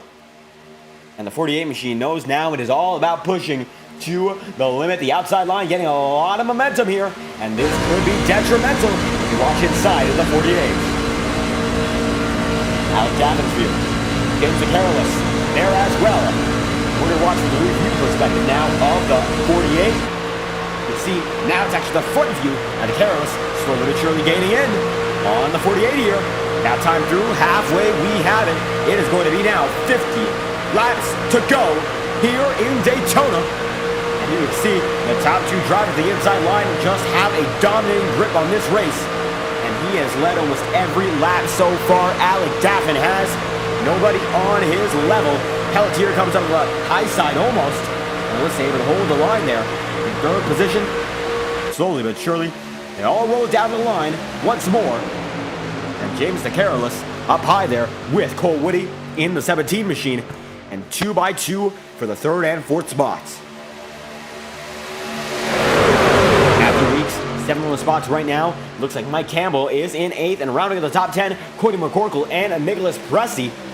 And the 27 machine of Hunter Terpstra now up front in that top 10, able to avoid a lot of incidents. As a matter of fact, it looks like this session does have one faster pair. I'm not sure that was a mistake, but very few drivers have taken it. And it looks like settings have been modified. These guys have one extra chance. Most of these guys have not raced like they have it. Only one guy in the top 10 has taken a faster pair, and only about 5 of these guys overall have taken it, and very few retirees so far. You see Daffin still holding on strong as James DeCarolis is now able to get up front, and now that he has that up front room, the area to make something happen, has no limits, and the untapped potential of it might be able to make something happen here on the 48. And we know now he's quite the hard driver on these super speedways. We'll see how he is all season long, but right now, a chance to get a victory, and a great one indeed for the man in the 39 machine. And nobody on his level. Daffin in 1st, DeCarolis is in 2nd, Jacob Elkins is in 3rd. He's in the top 4 now, as we see 2 drivers down on the inside line, and looks like once again passing by Johnny Thunder. And now going to be coming up on the 09 team machine, and that will be once again Kobe Finley. And Finley not having a great race, still holding out for points in case someone retires with 48 laps to go. Cameron Racing saying a let's see what Shaw Racing drivers, the 2 stars leading the inside lane as they pass by a lap car that time by. One's going to shovel out a line. Now it's going to be the 02 machine, and the 02 going to have a lot of trouble there. Cody McCorkle able to come back on the racing service. And Hunter Terpstra going to have to give him just a bit of room and give and take. We've seen a good majority of it all night long. As side by side, a lot of give and take for the battle for the lead. They know that time is not of the essence just yet. 54 laps in, 100. So taking your time is the move so far, and these guys know it. As they slowly roll through once again, and it might seem slow, but they're going at about 185 miles an hour time after time, never going slower than 180, undeniably. Some of the fastest trucks on the surface right now, 47 laps remaining. This race is just getting heated up as we see Ryan Avila going to go up to the high side, trying to take it 3 once again. And Avila has been aggressive, already through one faster pair, and it looks like now these guys are moving. 2 by 2, 46 to go. Matthew Weeks going to drop a spot there. And double file, 5 rows deep, and nobody taking a 3. If we look a little further back, Brandon Proudfoot actually going to be able to take a 3 there. We see Davis Lewis, and it looks like the 36 machine of not Joshua Coloni, but Tyler Nolf. 3 wide in the back of the pack here, getting very, very intense. And now, everyone mid-pack is about 3 wide. 50 machine, Brandon Proudfoot there as well. And they are 3 wide, about 2 rows deep, and they could be going for 3. And in the middle of the pack, becoming the epicenter for chaos. The epicenter for excitement at the same time. The W Energy number 50 machine right in the middle there. And you can see the 39 of James the Careless has lost a lot of time here. And he was up front for a good while. There's a lot of great moves to get up front, and now he's going to be backed up by a lap car, and that's going to be Ryan Bile. And wow, he's going to lose so much time. Big wreck. He's going to take it to 49. It's going to be calamity, and the caution is out. And this one is going to be debatable. I'm not sure what's going to happen here, because Ryan Bile had nowhere else to go. He got landlocked on the high side, and he just got turned. And what more can be done as a lap car? Well, we'll see as we're going to watch the replay. And this one's going to be a debatable call. We'll see how it all shapes out. And we're going to watch from Ryan Biles' perspective here. As you can see, the leaders were catching up to him. And he absolutely dedicated himself to the high side. And you can see that. That's for certain. The leaders pass him. And it all looks good. Up to a point. Both three wide. The Careless there. And he just loses patience. Big slam. And looks like Avila involved. And looks like for the majority, only 3 cars big time involved. It looks like Alonzo King almost got tagged there. As the drivers slow down. And it looks like, we're going to say it again, majority of the field makes it through. But not good at all. Ryan Avila getting a load of damage there. And he will not be happy as James the Careless sends Ryan Bile into motion. And that might be done and done for the 39 machine. And we will see whether or not it is still on the track right now. Ryan Bile losing more and more time, and that might be the end of his winning chances. He already threw one faster pair. And he is on the track now, trying to get himself back in racing condition. But the McConaughey setup shot machine has been set up in a better condition than what it is in now. Not good at all. Alec Daffin still leads the way with 44 laps remaining here. As they merge down on the inside line here, going to take down Jacob Elkins with him. As it stands, leader should be Harrison Chandler. And behind him, it looks like it will be Nicholas Pressey. Jacob Elkins rounds out the top 5 for now. Let's see who wins the race off pit road. And it looks like a good majority of these guys still come down on pit road. Alec Daffin will win it. And right behind him is his teammate of Jacob Elkins. Matthew Weeks going to come out there. Braden Proudfoot, Hunter Turkshaw. Side by side for only a moment. Dylan Butler there as well. He's going to get past just a bit. But Butler back up on that lead lap. And great for him. William Schmidt going to be coming out on his way very, very soon. Schmidt had a lot of pace in practice. He's been laying back for the good majority of this race, waiting for the end. And we will certainly see his pace come to fruition as the night goes on. 17 machine, Cole Woody, holding on, 43 laps to go.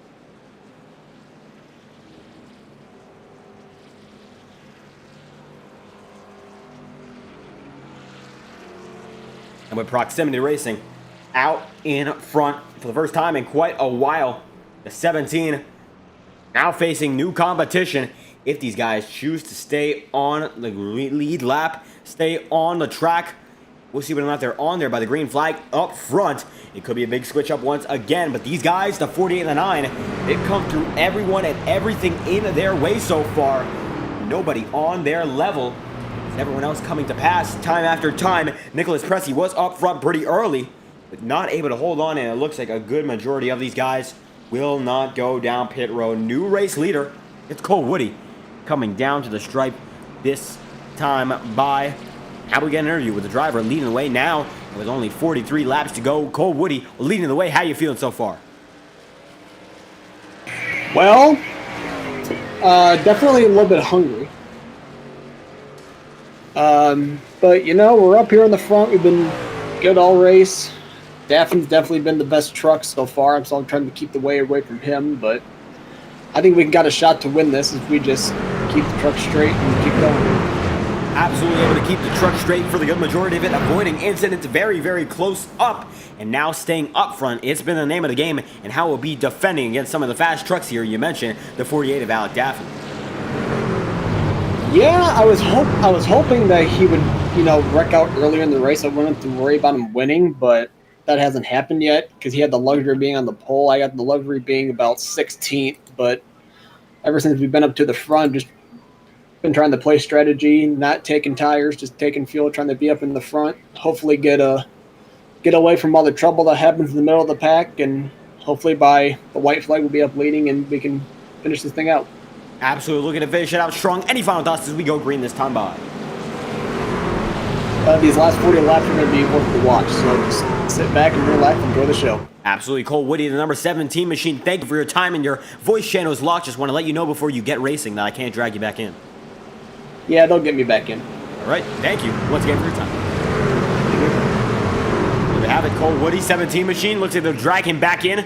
So hopefully they'll be able to do that very, very soon as we will get on our way. The iRacing pace car going to drag itself back into pit road. Lap 59 of 60 this time through. Now let's go on to lap 60. Green flags out. We're back on our way. And the 69 machine now leading from Cole Woody. Side by side though, barely a lead. And these guys double file, all trying to work together as the 48 machine up front. And Daffin giving the 69 a run for its money already. And you can see his teammate in the 9 machine of Jacob Elkins there as well. And these guys up front, they have been able to push to the limit and push themselves out front like it's nothing. Daffin really giving a hard shove to the 69. And right now, Jacob Elkins looks to be holding back right now, trying to get in line with the 48. Going to be a tough ask, that's for certain. The 48 holding on. Second driver in that outside line as the 69 of Chandler not being able to give a shove. But actually, they're not making contact at all. And Jacob Elkins has the edge over his teammate this time by. Cole Woody is the new race leader. And Harrison Chandler now fighting on the outside line. Everyone's getting dicey here with 40 laps remaining. And so much time has passed for these guys as they are getting down to the final segment of this track.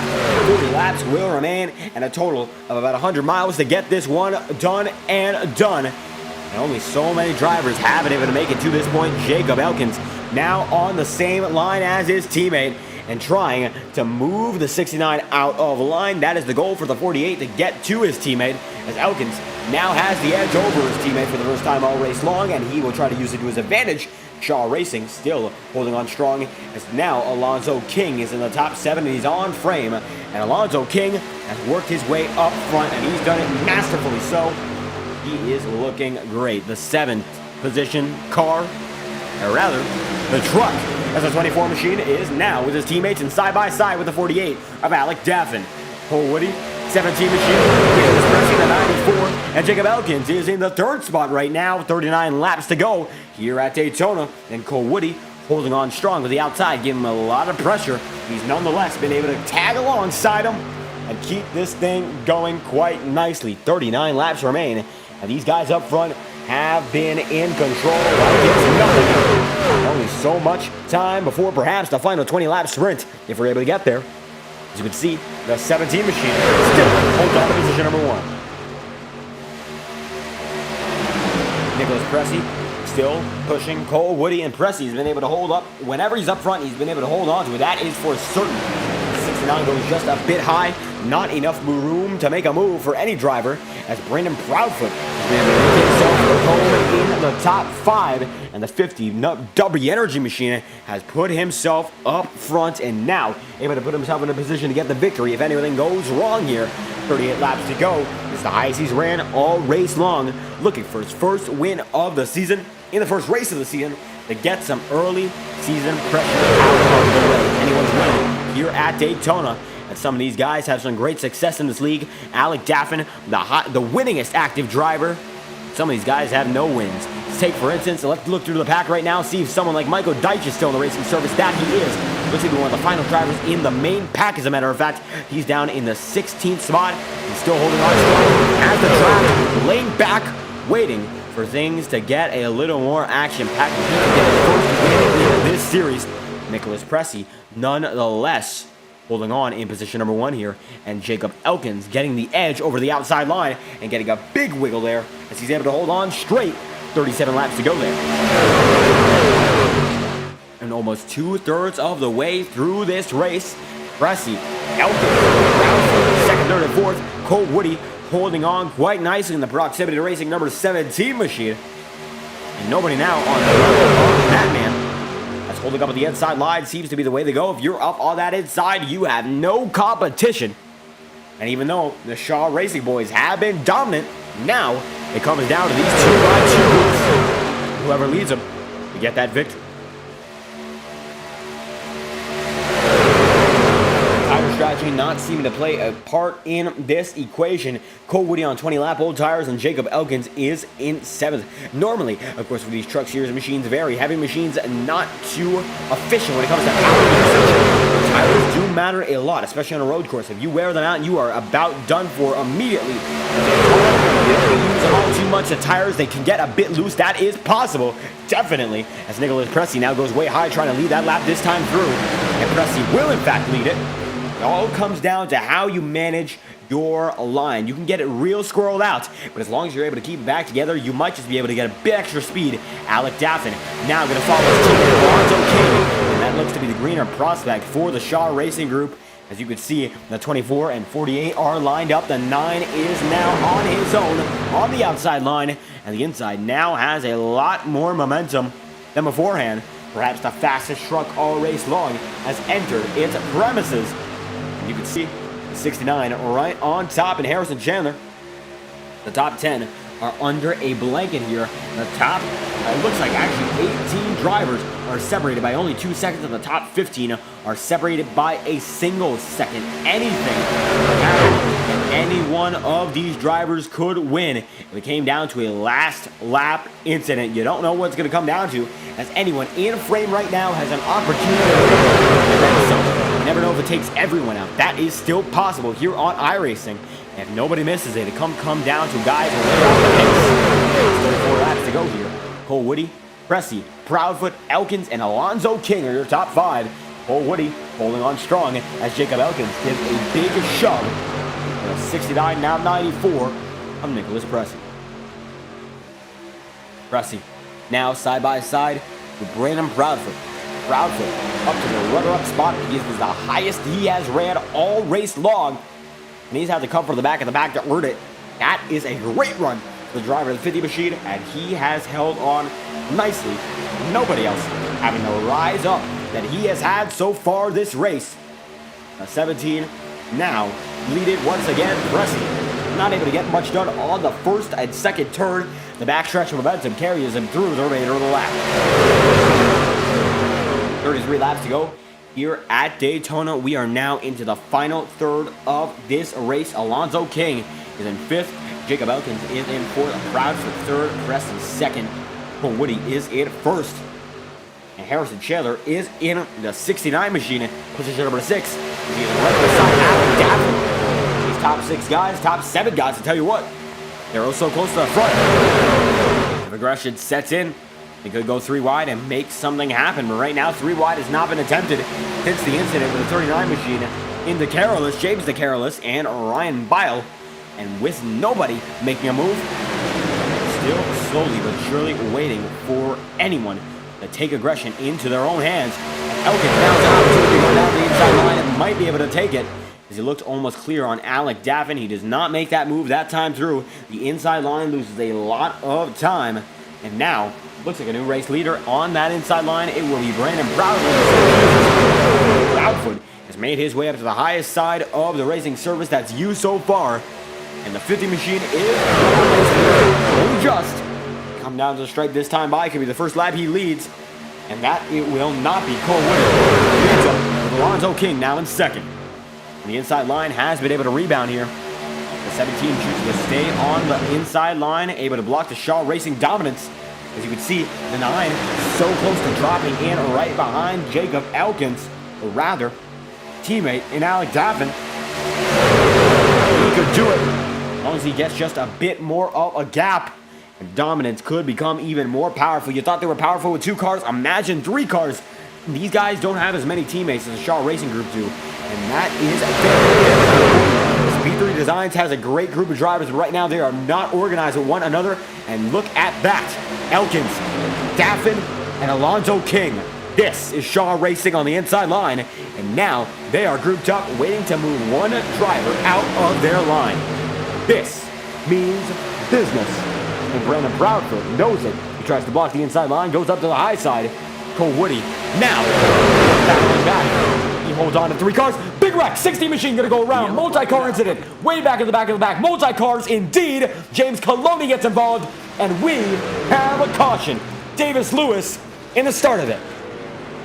And as we were talking about the B3 Designs group, their cars, maybe multiple, just got involved in the big one. Let's find out what happened. We look back, instant replay on the matter, and Davis Lewis watches. I believe a lap car there is going to go around, and that might be the second lap car involved. And that it was, I believe indeed, the 010 machine involved, and now actually that's Dylan Butler who clawed up from being a lap car, but James Coloni lost patience again, tags him for the quarter, and it all goes down from there. Lewis, 10 machine, and then it's going to be Terpstra, and the 019 almost involved, and Kobe Finley, and the 02, Cody McCorkle gets by, and that is a big one. William Schmidt almost gets tagged there. Dak McBride on the way, and what a moment that was as Davis Lewis gets about the worst of it. He was just sandwiched in that one, and they will all get back in order. 29 laps to go here in Daytona, and a good majority of the guys up front able to avoid it, but not good for anyone trying to get that victory, as that is some big damage to deal with. We'll see whether or not Davis Lewis takes his one and only faster there. This time through, he has the option to, as he's on a 14-lap old stint. It should be good on fuel, and even the guys on 27-lap old sets should be good all the way. Let's see what Cole Woody does, and if he takes the field down to pit road, perhaps one last time. As the base car passes by, it looks like that he will do, and this could be the final race off pit road, and we only have 3 overtime restarts here, so they should be good on fuel no matter what. This is the money stop, and let's see who's able to come out of it on top. We're going to watch the Alec Davin's pole stall and try to get a better look at that. Davin makes his way in, and everyone rolling in and out here. A few guys pass it. Looks like the leader of this race is still Davin. That time through, Alec does get the advantage. Then, right beside him, it will be Matthew Weeks, Brandon Proudfoot, Alonzo King, Alyssa Pelletier, Jacob Elkins, Cole Woody, and everyone files in. And looks like Pressy, the final driver in the Grade 8. And everyone out of pit road, bar a few drivers involved in the incident. And it will be Alec Daffin still out in front of this one, leading the way quite strongly here. 28 laps to go. Nobody on top of the world like this man's been. And he leads again. It's like a reset. Every time a caution comes out, he gets the fastest stop, and he's just able to save himself just a bit more time. Matthew Weeks had about a similar start and stop to him, the 48 machine, but he just came into pit road just a bit later, and he was disadvantaged as a result. A 1/10 of a second difference on pit road overall. The top 2 drivers, Alec Daffin, simply the better man through either way. And that is going to help him out in the long run. That is for certain. Daffin leading once again with 28 laps to go. Now we try to talk to a man we've not seen so far. But it looks like a lot of these guys are not on voice chats just yet. And how about a guy that we have not talked to? We have not spoken just yet to Alonzo King. And Alonzo King looks to be 4th on the charts right now. A lot of lap cars, which make it look just a bit different. And we will hop in and talk to the man in that 24 machine and a road to recovery. Alonzo King, you've gone through the field and it feels like, and then some. And you caught up to your teammates, and now you're right with them. How is this final 27-lap run going to play out here for you and the team? Can we get passing points, please? I tell you what, we're going to hook up and we're going to get this dub tonight. Passing points will help you out, that's for certain. You've been up and down through the field, but now that you're up front, how's it been going from the back of the pack, having to fight through these guys and seeing a lot of incidents to being up here? Do you think it'll be cleaner and better toward the tail end? I'm hoping it's going to be cleaner, but I doubt it. I think they're still going to go 3 wide when they shouldn't. I think you got a lot of overzealous drivers and guys that ain't used to these trucks at these super speedways. So it'll be fun. It'll be entertaining for y'all. We've certainly seen a lot of aggressive moves so far, but it looks like you and the Shaw Racing Group have kept it conservative and have held on to what you've had, and that's some high position. So will it just be about linking up right now toward the end? Oh, yes, sir. Hey, we got to get together. There we have it. Any final thoughts before we go green? No, I just appreciate y'all's broadcast. Thank you once again for stopping by here at the 24 machine for Shaw Racing, and that is Alonzo King. And there we bring him back, the 24, on his way and passing points. How about that for the man who's come through the field back again? Now, up front, looking forward to a show of a lifetime. It will be led by Daffin, and from there, it will be Matthew Weeks right beside him. Your pole sitter getting another saving grace, and now he's out front. Weeks in second, and he's got his team right behind him. Daffin does. Green flags out once again. Let's go racing. The final quarter from here on out. We're into lap 75. Goes over to the high side there. Blacks, Weeks, and now that block's going to be pretty aggressive. He's going to have to come down from it. Brendan Proudfoot is in position number 2 right now. And Proudfoot able to hold on quite nicely here. He's had a great run so far, coming from the back of the field as well as Alonzo King. And eventually making himself home in the second spot. Alyssa Pelletier now in third, right behind the driver, what appears to be the Brandon Proudfoot machine, and both entries in the top 2. Pelletier already in the third spot, but is holding on to a placement in the podium. And Matthew Weeks in the 11th is there as well. 26 laps remain. And this one's going to go down to the wire here in Daytona, I'll tell you what. Alec Daffin leads the way. Brandon Proudfoot is in second. And now the Shaw Racing guy is trying to dispose of the one driver in the way of a 3-car link. And the W Energy number 50 machine is there as well. Cole Woody is in 7th. Eric Keplinger has made his way up into the 8th spot. Harrison Chandler is in 9th. Tyler Noth is in the position number 10. And from there on out, drivers like Malachi Drake and Cody McCorkle are rounding out your top 15. Michael Deitch, now the 15th man, and he is slowly but surely clawing him in the field. I tell you what, I think I've told you beforehand, Michael Deitch still has a shot here. Don't count this man out. When it comes to SuperSpeedways, he's an outside chance. He still always has that opportunity to get the victory. So don't count the 44 out. We usually see him in the 57 this season.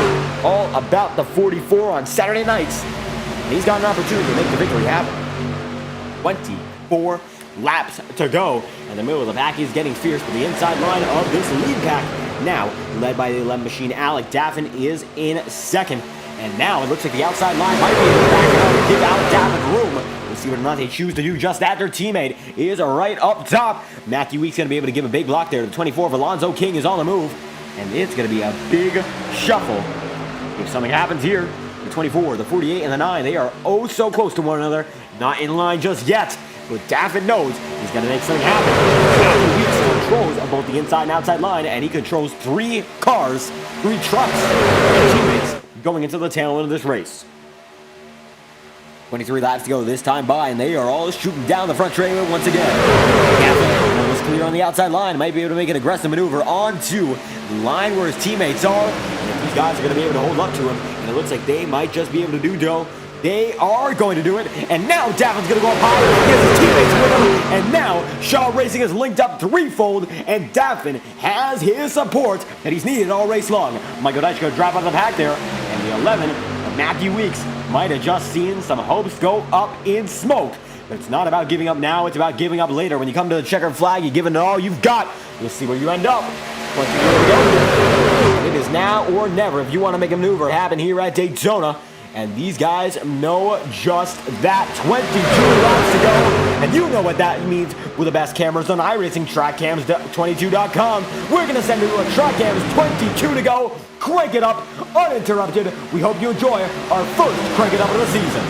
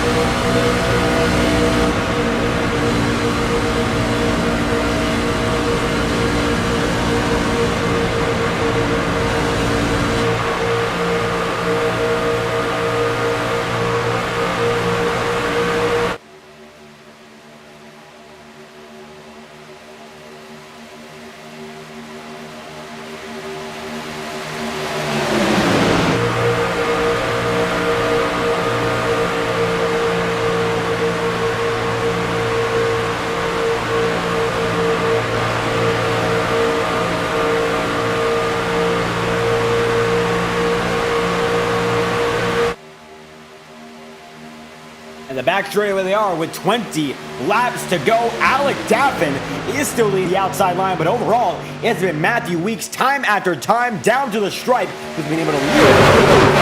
These guys are getting hungry for victory. Coming down the stripe once again here. They roll down. And this will be 19 laps to go. We are in the final stretch of this race as they come through the start-finish line once again, side by side. Alonzo King giving no mercy to the rear end of the 48, and Alec Daffin knowing he needs it to get the victory done here. Every moment counts, and every advantage you can get, pushing, pulling, no matter what you got, you're going to have to take it. And with 19 laps left, Matthew Weeks trying to put the same philosophy into motion. The 11 machine has been able to hold on quite strong lap after lap, and Brandon Proudfoot has been able to hold on as well. Elisa Pelletier now in the 6th spot. Harrison Chandler is in 7th. Cole Woody is in 8th. They're 3 wide. Now they're going to be almost 3 wide when it comes to teammates. And they're going to turn Alonzo King around. And there's going to be a multi-car incident. Everyone saves it for the most part. And I'm not sure if we're going to get a yellow after that one. But it looks like we might indeed. Caution is out. And the 24 of Alonzo King is involved. Let's see what happened there. Alonzo King went 3 there, and he might have not been able to merge back in correctly. And we'll find out whether or not that is the case as we see what happened. The 24 machine tries to come back in, thinks he's clear. And that might have been netcode, and no, it was not. Goes back in on the 9. And that's a multi-car incident involving teammates. Not good. That brings out a yellow here with 18 laps left. And Daffin does not get damaged, but Elkins does, and so does Alonzo King. And that might put together a conclusion to the miracle run for this team. We'll find out what changes from here on out, as Daffin still looks to be up front here with Matthew Weeks in 1st, Alyssa Pelletier in 2nd, Brandon Proudfoot in 3rd, Cole Woody in 4th, and Daffin's dominating run might be off for naught. His teammates are not around him, as now becomes a game of independence. And Matthew Weeks has been able to hold on quite strongly here, using everyone around him. And I don't know, this kid in the 11 machine, he is pushing. He might be able to push himself into victory with the right strategy, and he has been on a great one so far as everyone comes down to the stripe. Next time through, we'll see whether or not anyone goes down to pit road, and we'll try to get an interview with the man in the 11 if he is available. And it looks like he is not. And we'll see whether or not we're able to get him remainder of the race. Maybe not. Maybe we will. But as it stands, the 11 of Matthew Weeks holds on to the lead. Alyssa Pelletier is in 18th car. In the 2nd spot, Brandon Proudfoot is in 3rd. And it looks like a lot of these guys in the back of the pack able to avoid it. They're Aaron Brown, Malachi Drake, Hunter Terpstra, Josh Coloni, Zach McBride, Eric Keplinger, William Schmidt, Jordan Kuntz, Carter Casey. A lot of guys we haven't mentioned just yet in this race. Michael Deitch now in the 20th spot. Lane Graves is in 21st. His title defense has not been going great all throughout this race. However, it's only Daytona. And as we have some time, how we pull out the schedule for this season, get that one on your screen so you know what's going on all season long. And we will pull out. And here it is. We're going to take away this ticker for just a moment. This is your schedule for the Stock Car Racing League Redline Truck Series' 4th season. We can't be more excited for 20 points paying races of incredible action, and everyone in this series knows what they are going for: a title. No repeat title winner so far. Lane Graves gained the title last time by, and this time by the 4th season, not the 3rd. It's anyone's guess as who is going to get the championship. Could it be the active wins leader and Alec Daffin? Could be a newcomer, say Michael Deitch, of course. Say someone like, well, let's look through the list. A lot of these guys are pretty new to the series. Not seeing a lot of returning names. But as we see, Luke Peters, Ryan Billy, Ryan Avila, some people who had bad races today could come back and go for more. And February 4th is going to be the next race of the season. 100 laps. And it will be at Auto Club. And then our 2003 Offline Championships coming in and saying SSM is looking good tonight. Thank you for stopping by. Hope you enjoy the race. A great looking race. That is for certain, as your schedule will disappear from the screen. This is your defending champion of Lane Graves on display right now, as he looks forward to putting the Jets on and perhaps getting the victory here in Daytona. Oh, Woody holding on right now as Matthew Weeks is your race leader. 16 laps to go in Daytona. Now, never. Strategy going to come to a moment of pushing and shoving. As 16 laps will become 15 remaining this time by. It looks like Jacob Elkin's still back in the front of the track here. No fast repair taken for him. The 8th spot. And it looks like Alonzo King might not be as fortunate. King has taken his one and only fast repair and is down on pit road. It might be done and done for his winning chances. He's still down there. Not making a move just yet. Hunter Terpstra holding on in the top 10. Just barely. Matthew Weeks is your race leader. And we will have 14 laps to settle it here at Daytona. We head back to the green flag. Now, what a race it has been so far. The 11 leading. Alyssa Pelletier in second. Brandon Proudfoot in the 50 and third. And Cole Woody in fourth. Alec Daffin rounds out your top 5. Anything can happen when we get back to the green. And everyone here knows it. It's all about preparation. But in such a hectic situation such as this, preparation could go all for naught. That last lap doesn't go your way. If the last turn doesn't go your way, or if you get wrecked in that final straightaway, you'll be bitter as ever. And nobody will know what to do. But it all comes down to it. $25 on the line. You want to win this one. It's the season opener. And everyone knows the prestige of winning it. The SCRL Daytona 250. And now Alyssa Pelletier proving to be a force to be reckoned with. And Matthew Weeks pushing himself up into that category as well. Do or die for the guys up front. And these guys will choose to do if they have their way. Matthew Weeks, Alyssa Pelletier, and Brandon Proudfoot. Your podium for now. Believe it or not, they're able to hold on. The pace car is in. 15 will become 14 to go. We are green again. Let's get back to the action. And a big run there for the 11. Matthew Weeks has been on a tear here. And he is now able to hold on once again. Pelletier on the high side. Let's see whether or not she gets some momentum. And that time by, no, she will not. Alec Daffin now getting the opportunity to go up to second on the inside line. Almost a maneuver there for Matthew Weeks to go up high, but he knows that Alec Daffin is a bullet. You don't want to give a truck as fast as his that momentum. It's the 48 now just behind the 11. And the race is back on its way. 14 laps to go. Double file. 4 cars, 4 trucks to be exact. Racing through the high banks. And if Akers doesn't this time through, we are coming down to the home stretch. And if you want to make something happen, you got to decide it right about now. 3 wide in the back of the pack. They hold on. And no, they won't. Pelletier, Daffin, everyone involved. 1 car gets through. Everyone's involved indeed. And this is the big one again. What a wreck. A few guys get involved. A few get around. And that is huge here at Daytona. Alec Daffin, Alyssa Pelletier, and many others dominating this race are in big trouble now. And there is big damage to the 48. Let's watch back and see what happened. Only one driver looked to have gotten out of it immediately. And let's watch once more. Try to see what happened. Try to get it from a different angle, as a matter of fact. We will see whether or not we're able to do that. And it looks like we will get that done. As it looks like Pelletier hooked the 50 of Brandon Proudfoot. Goes into Daffin. And everyone gets mixed up as a result. Huge wreck. And a lot of guys spinning out. Looks like Terpstra gets involved. Guys who are able to get involved and around it, they all differ. Michael Deitch looked to have been able to get through. Brian Russo gets involved. Jordan Kuntz. And it looks like the driver of the 88 in Matthew Stroman gets by. And with 12 laps to go, we have yet another yellow. And the scene has had yet another big change.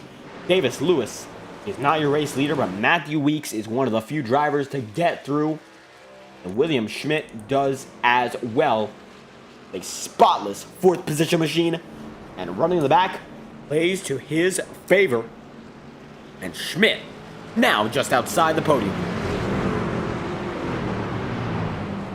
And 12 remaining, all about holding on now. And it looks like some of these guys not able to do a Pelletier and absolutely sending the 50 in. That changes the complexion of everything here. If you go down on pit road, Malachi Drake going to lead him. Although a good majority of the field does not choose to go here. And Chris Tripp now up to the top 5 as a result of the pit cycle. 11 laps to go. Will be less than 10 when we go back green. We are now up to our 90th lap of competition here at Daytona. We've been on the move. That's for certain. And a good majority of these drivers are still with us here. Although a lot are going to go down on pit road, and a lot will be a lap down on pit road. That wreck takes out a good majority of the field. A few guys coming out. Eric Keplinger should be in 9th after that incident. As Matthew Weeks still your race leader. And the man in the number 11 machine holds on strong. Zach McBride is in 2nd, and William Schmidt is in 3rd. Chris Tripp 4th. Vinny Tigner is in 5th. Cody Webster is in 6th. And Josh Coloni is in 7th of the 33 machine. And as we have just a bit of time before this race gets back underway, we're going to take it to a brief Fireball Talks nonstop. We will be back immediately. If you enjoy the action, be sure to like and subscribe. It greatly supports the channel. If you want to see more action on Saturday nights, we greatly encourage it. And we hope you enjoy tonight's presentation of the SCRL Daytona 250. You won't miss a thing under green. We'll be right back. This message is brought to you by the rebrand of Throttle Graphics and Designs. This publication may not be reposted without the authorized written consent of Throttle Graphics and Designs. NASCAR Camping World Ford F-150. NASCAR Xfinity Ford Mustang. NASCAR Cup Series Next-Gen Ford Mustang. Arca Menards. This has been the publication of the redesign and rebranding of Throttle Graphics and Designs. This message may not be reposted, republicated, or rebroadcasted without the authorized written consent of Throttle Graphics and Designs. Thank you, and thanks for your time.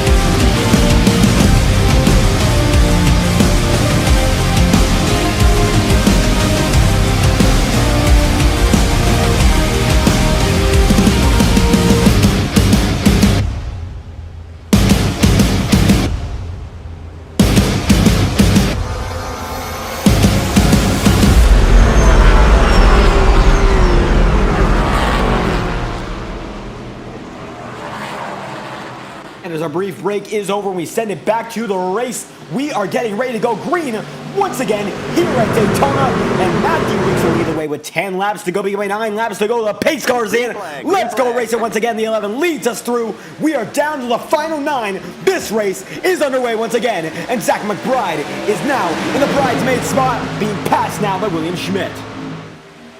And Schmidt up to 2nd for the first time all night long. He's had a lot of pace, and he's had a lot of patience to hold on to being in the back of the pack until very, very late with 9 to go. He's up front, and he's going to be trying to make a move right now. Now, later than ever, he has an opportunity. We'll see whether or not he's able to stick with it, because if he holds on now, gets that move done, he will have an advantage in coming home to the lead, as now Vinny Tigner leads the way on the high side. And GoPro number 99 machine being pushed by the 91 here. And the 90 there as well. Looks like Tigner in fashion. The 90s teaming up with the Trackhouse Racing numbers. A new powerhouse has been developed. Shaw Racing out of its element right now, and we see 3 cars with similar numbers now up front once again, and they might be different, but they have the same power. And William Schmidt trying to hold on the inside line on his lonesome, ready to go.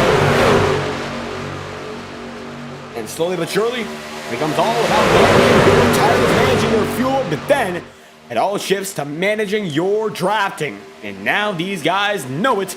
With 8 to go, you got to manage who you're working with, and if you're not working with the right guys, you're all but done for. And Matthew Weeks knows this. He's been able to hold up front as long as he's been there. He might have not been there as long as someone like Alec Daffin. Daffin still in his pack. Right now, it's not about dominating the whole race. It's just about being there at the time. And now, Weeks, they exemplify it. 7 laps to go. They are up front, and they are putting on a show like no other. You can see going down to the inside line once again. The 99 there as well. The GoPro 99 has been making great moves. The 79 of William Schmidt. Double file 2 by 2, 2 rows deep. And these guys will fight to the end of it. Cody Webster now in that top 3. Only just the 91 machine is, and they are all battling for the $25 grand prize and the first win on the season. Bragging rights, extra points, everything's on the line here. And you want this win more than anything. Championship. Get the pressure out of the way. Set yourself for the playoffs here. We are getting down to the elimination rounds much later in this year. But when you get down to it, you got to be up front and have the advantage. 7 laps to go. Here in Daytona, it will become 6 laps to go. As we see a lap car on pit road, nothing should happen there. Everyone double filed in the top few rows. That is going to be, it looks like, the 13 machine of Lane Graves. Out of winning contention without a miracle here tonight.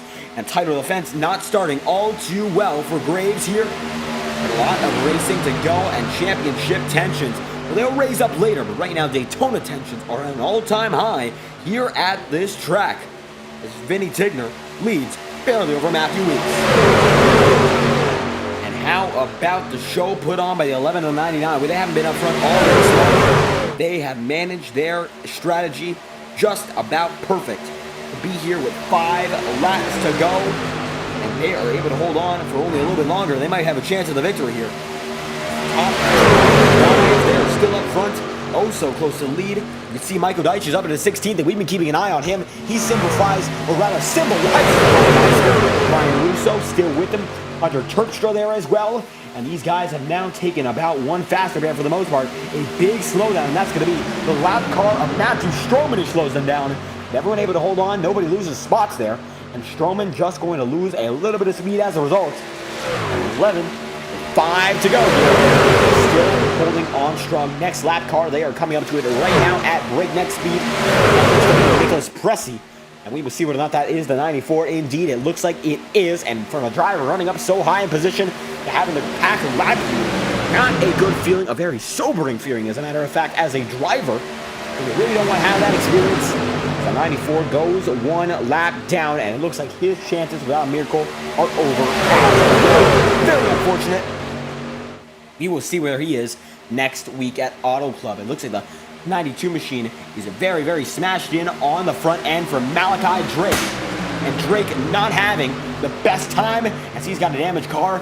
00 machine of Jordan Coots going to go 3 wide. Now we are getting 3 wide with what will be 3 laps to go. Coming to the strike this time by.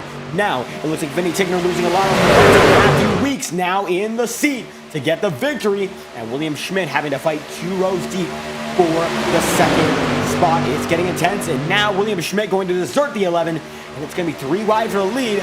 Schmidt now is the edge, and now it looks like it's going to be Cody Webster on the high side there as well. Big wiggle, the 99 saves it, and we keep going. 3 wide, 5 rows deep. And it is a battle between the top 15 guys. It looks like that will be Kobe Finley going down the inside line of the 019 Fruit Loops machine. Getting looped around lap cars. And these guys up front are ruthless now. 3 laps to go, 2 laps to go. If they wreck this time by, we will send it into our first of 3 overtime attempts. We want to make it down to the white flag for another 2 here. So with 2 to go, they could make it to the white. They could make it a caution. This lap depends. The ladder decides what happens. It all depends on the drivers. Kepler now in the mix. Josh Coloni. The 33 machine. Don't count him out. That's for certain. 3 wide, 4 rows deep now. Looks like it could almost be 5. Now about 20 drivers are mixing it up for the top spot. One going to go down again a lap. That's Lane Graves. Graves seems to be out of contention and really losing a lot of time here. Trying to get that car into a sort of suitable pace to keep it on the track. And it looks like that'll be the last time Graves is lapped all race long. 3 wide, 2 to go. And it's going to be Coloni and Weeks on the inside line. It's going to be Tigner and Schmidt on the middle line. And on the outside line, it is Cody Webster and Jordan Coots. 1 lap to go at Daytona. This could be it. And they're 3 by 3 all the way over.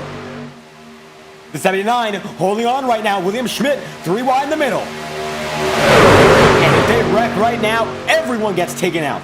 The front of the pack is in jeopardy. Takes them all. And nobody making contact just yet. Coming down the back straightaway. Everyone's intact. Big wiggle. The 82 going to take 1 car out. That's going to be a multi-car incident, but not big enough to take the majority. A big slide. My goodness, Cody Webster, a multi-lane block. Coloni takes the good majority of the field. Now, it's a 6-odd car race. Everyone gets destroyed. Now, Webster, Weeks, and they're going to push to the line, but it looks like it's no use.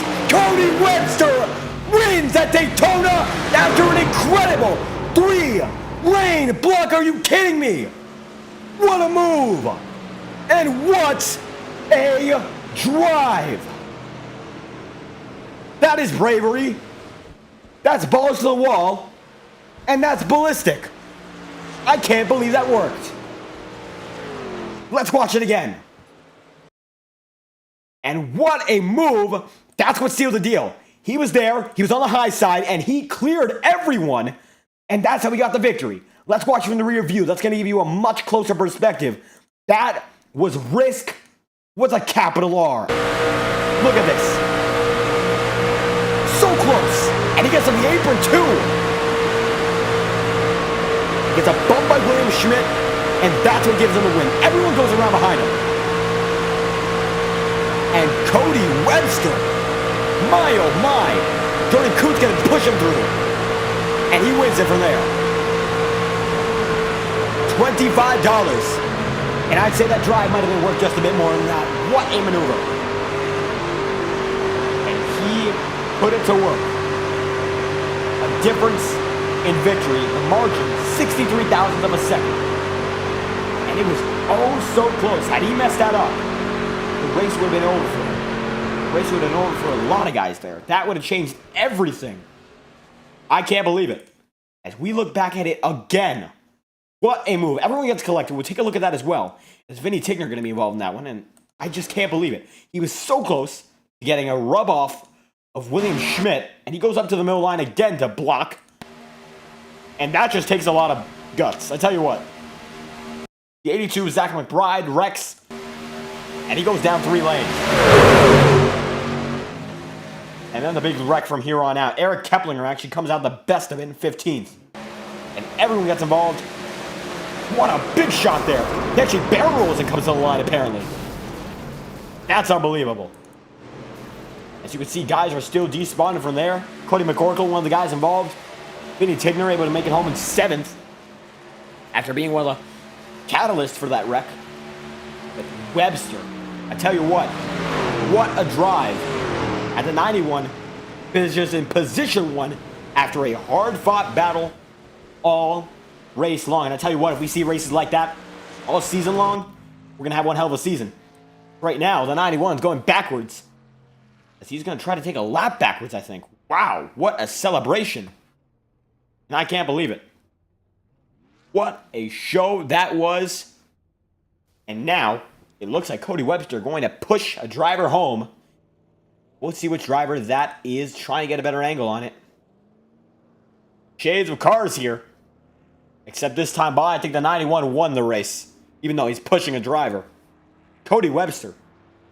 What a drive. And he's the man for that one, I tell you what.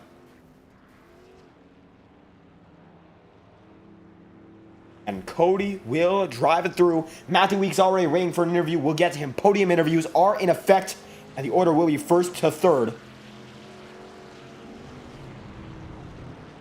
And Webster going to push Eric Keplinger home. And now, gonna burn it down again. And what a show that was. The drive to line, unbelievable. And now he's burning it down. And now he has left the track, but he has entered the minds of, I'm sure, every single one of you viewers. What a move that was for the 91 machine of Cody Webster. Can you walk us through that? Because that's an unbelievable move. That 3-wide block there, that's what sealed the deal and got you home for the first race of the season. The SCRL Daytona 250 goes your way. How you feeling? 50 laps of the race. I decided not to take a fast repair. Then it kind of bit me in the butt. I had to take a fast repair on the green. Went 2 laps down. Man, I don't even know how I did it. We were 3 wide for like 4 or 5 laps right there, and I'm like, man, I'm gonna get wrecked. I am gonna get wrecked, and it didn't. And I don't even know how I made the blocks. I have no clue how I made the blocks. I don't even know any clue how I hung on to it, but it feels great because this win locked me into the playoffs. Holy hell! Wow, this is great. Your season really on a really great start, and that is for certain. But that final lap, that final few laps, those last 2 were incredibly intense. Everyone 3 wide, everyone going up high, down low. You don't know where they're going to go, and making that final move is what got you all the way to the front of this one, and eventually to the win. So how was it managing your lines, managing who was the best to be pushed by, and eventually making yourself home up front? Well, I was pushing my teammate there, and I feel bad I left him out to drive, but I would get him clear, but he wasn't taking it. I was overheating. So I saw the truck I own on the outside coming up, so I was like, oh, you know what? I'm going to swing up high, and I had Jordan behind me. He would push me. And with 1 lap to go, or coming to 1 lap to go, he's like, dude, I don't have enough to make it, like as far as I might blow up. And I'm just like, keep on going. And once something must have happened on the inside. They got a little slow, and I had to take it. I was barely clear because I got hit and sent me to the apron. And then I had to try to block both of them again. Man, it was tough. And and then once that last block I made, and I saw they lost ground, I'm like, man, just hopefully no run comes. And wow, I was able to do it. Managing every run toward the stripe, unbelievable. Daytona going your way, and we'll be going back to a very fast track next week. Might not be full throttle, but it will be a great show as well. February 4th, Auto Club Speedway for 100 laps. How do you feel going into that one after such a win here? And do you think you'll keep the competitive streak up, going for a victory in the championship, perhaps locking yourself into the playoffs? I think next week is probably, I couldn't ask for a better track to go to after winning. Because Auto Club and like Michigan, those styles tracks, I'm really good at. I love it. I love how the tires wear and how you can move around. So I'm excited. Can I get another win? We have a lot of competitive drivers in this field. Daytona is really like, it's a crapshoot. But, I got out of here with a win. So it's going to be tough to get another win next week. But I definitely think I'll be in contention. I definitely have good enough speed to be up at the front and put up a great battle. Momentum on your side, the 91 machine. Any final thoughts before we leave this one off? Yeah, I'd like to thank Cameron for working his butt off in the Discord and everything, taking care of this. I want to thank you, broadcasting, GM Racing, G-Force Racing, Shaw Racing, Alec Daffin, my team owner, all the guys at GM. We got great group of guys over there. And yeah, that's pretty much it. Thanks for everybody watching. I really appreciate it. Hopefully, the rest of the season goes great. How about that? Cody Webster, momentum on his side, winning the SCRL Daytona 250. Thank you for your time. Thank you. Webster on his way. Let's get to our second driver in the second position in Jordan Kuntz. And what a race that was for Kuntz as well. Able to make his way through the final few drivers and is oh so close to victory. Can you walk us through that final few laps segment there? Because what a race that was. Very close to the victory. Yeah, very close. Congrats to Cody on winning, of course, my team honor. So nice to get a 1-2 with the team honor winning, and the whole race to try and take it easy, stay out of the wrecks, even though I did have a close calls. Pretty much a very clean race to be there at the end, and then just had to go try to get the highest position I could at the end and try to secure it for a 1-2 for me and Cody. And able to get that 1-2, pushing Cody to the line there. And that final run, was there any worry about perhaps getting wrecked out there? Because everyone seemed to be going out for their own, trying to chase the 91 back.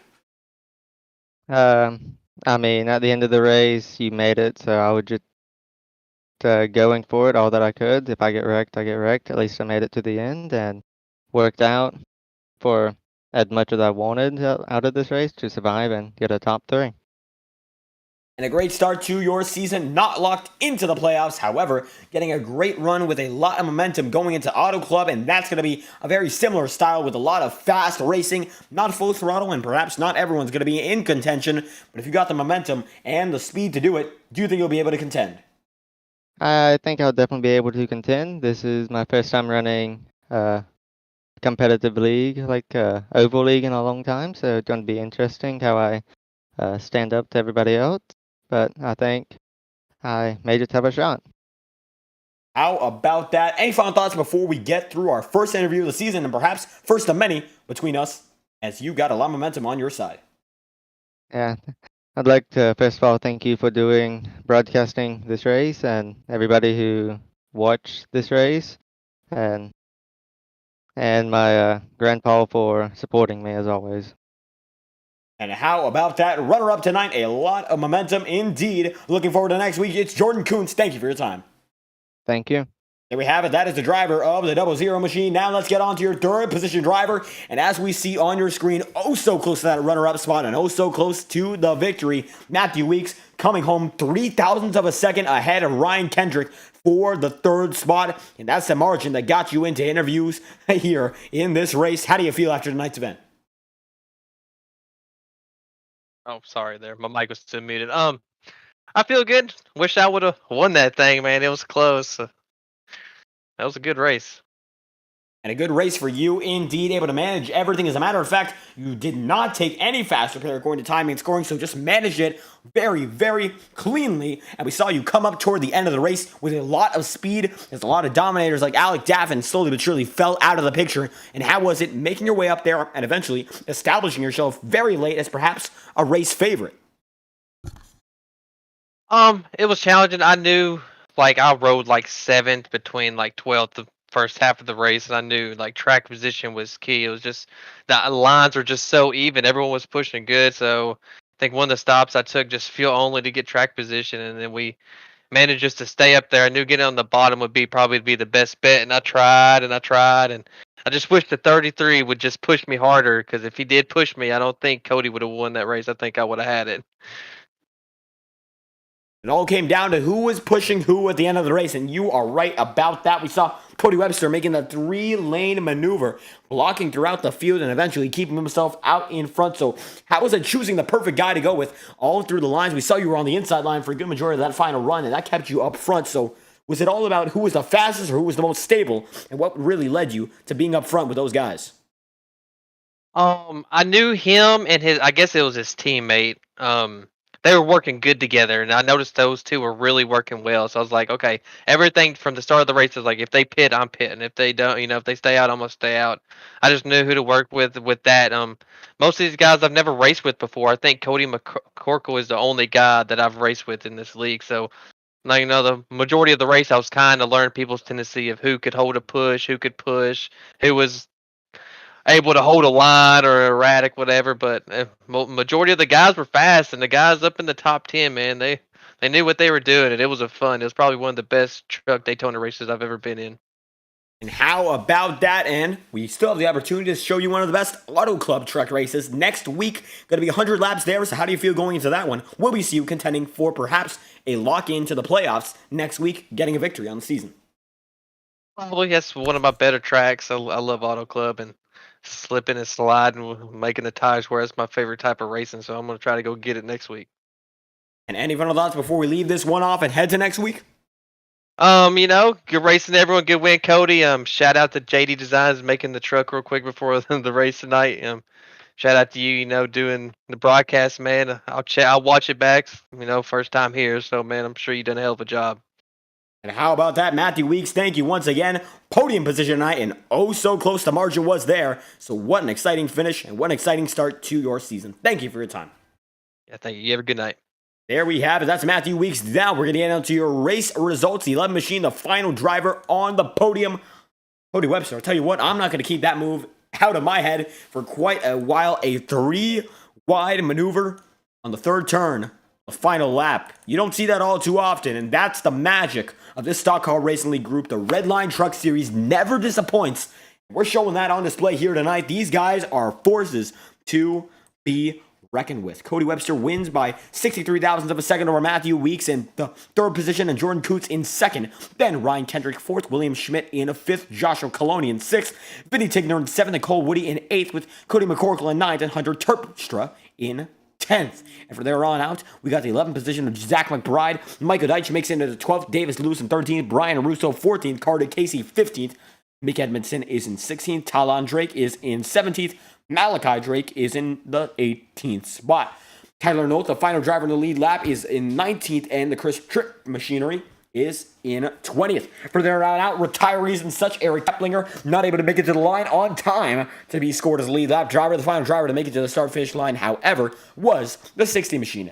From there on out, Jacob Elkins, Alec Daffin, your pole sitter, Noah Belleville in the 14 car, finishing in 24th. Matthew Stroman 25th. Nicholas Pressey is in 26th. Lane Graves, your defending champion, in 27th. Alonzo King is in 28th, and Johnny Thunders is in 29th. Harrison Chandler 30th.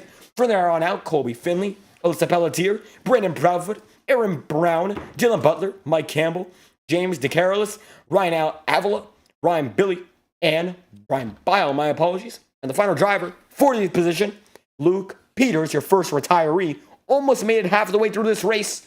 And that is your 40-car field here at Daytona. And what a field it was. And what a win from Cody Webster in the 91 machine. We got to thank every single one of you for stopping by. If you enjoyed tonight's race, be sure to like and subscribe. Your support means the world. We have to thank every single one of you who stuck with us all race long. And it means so much to have great viewers like you.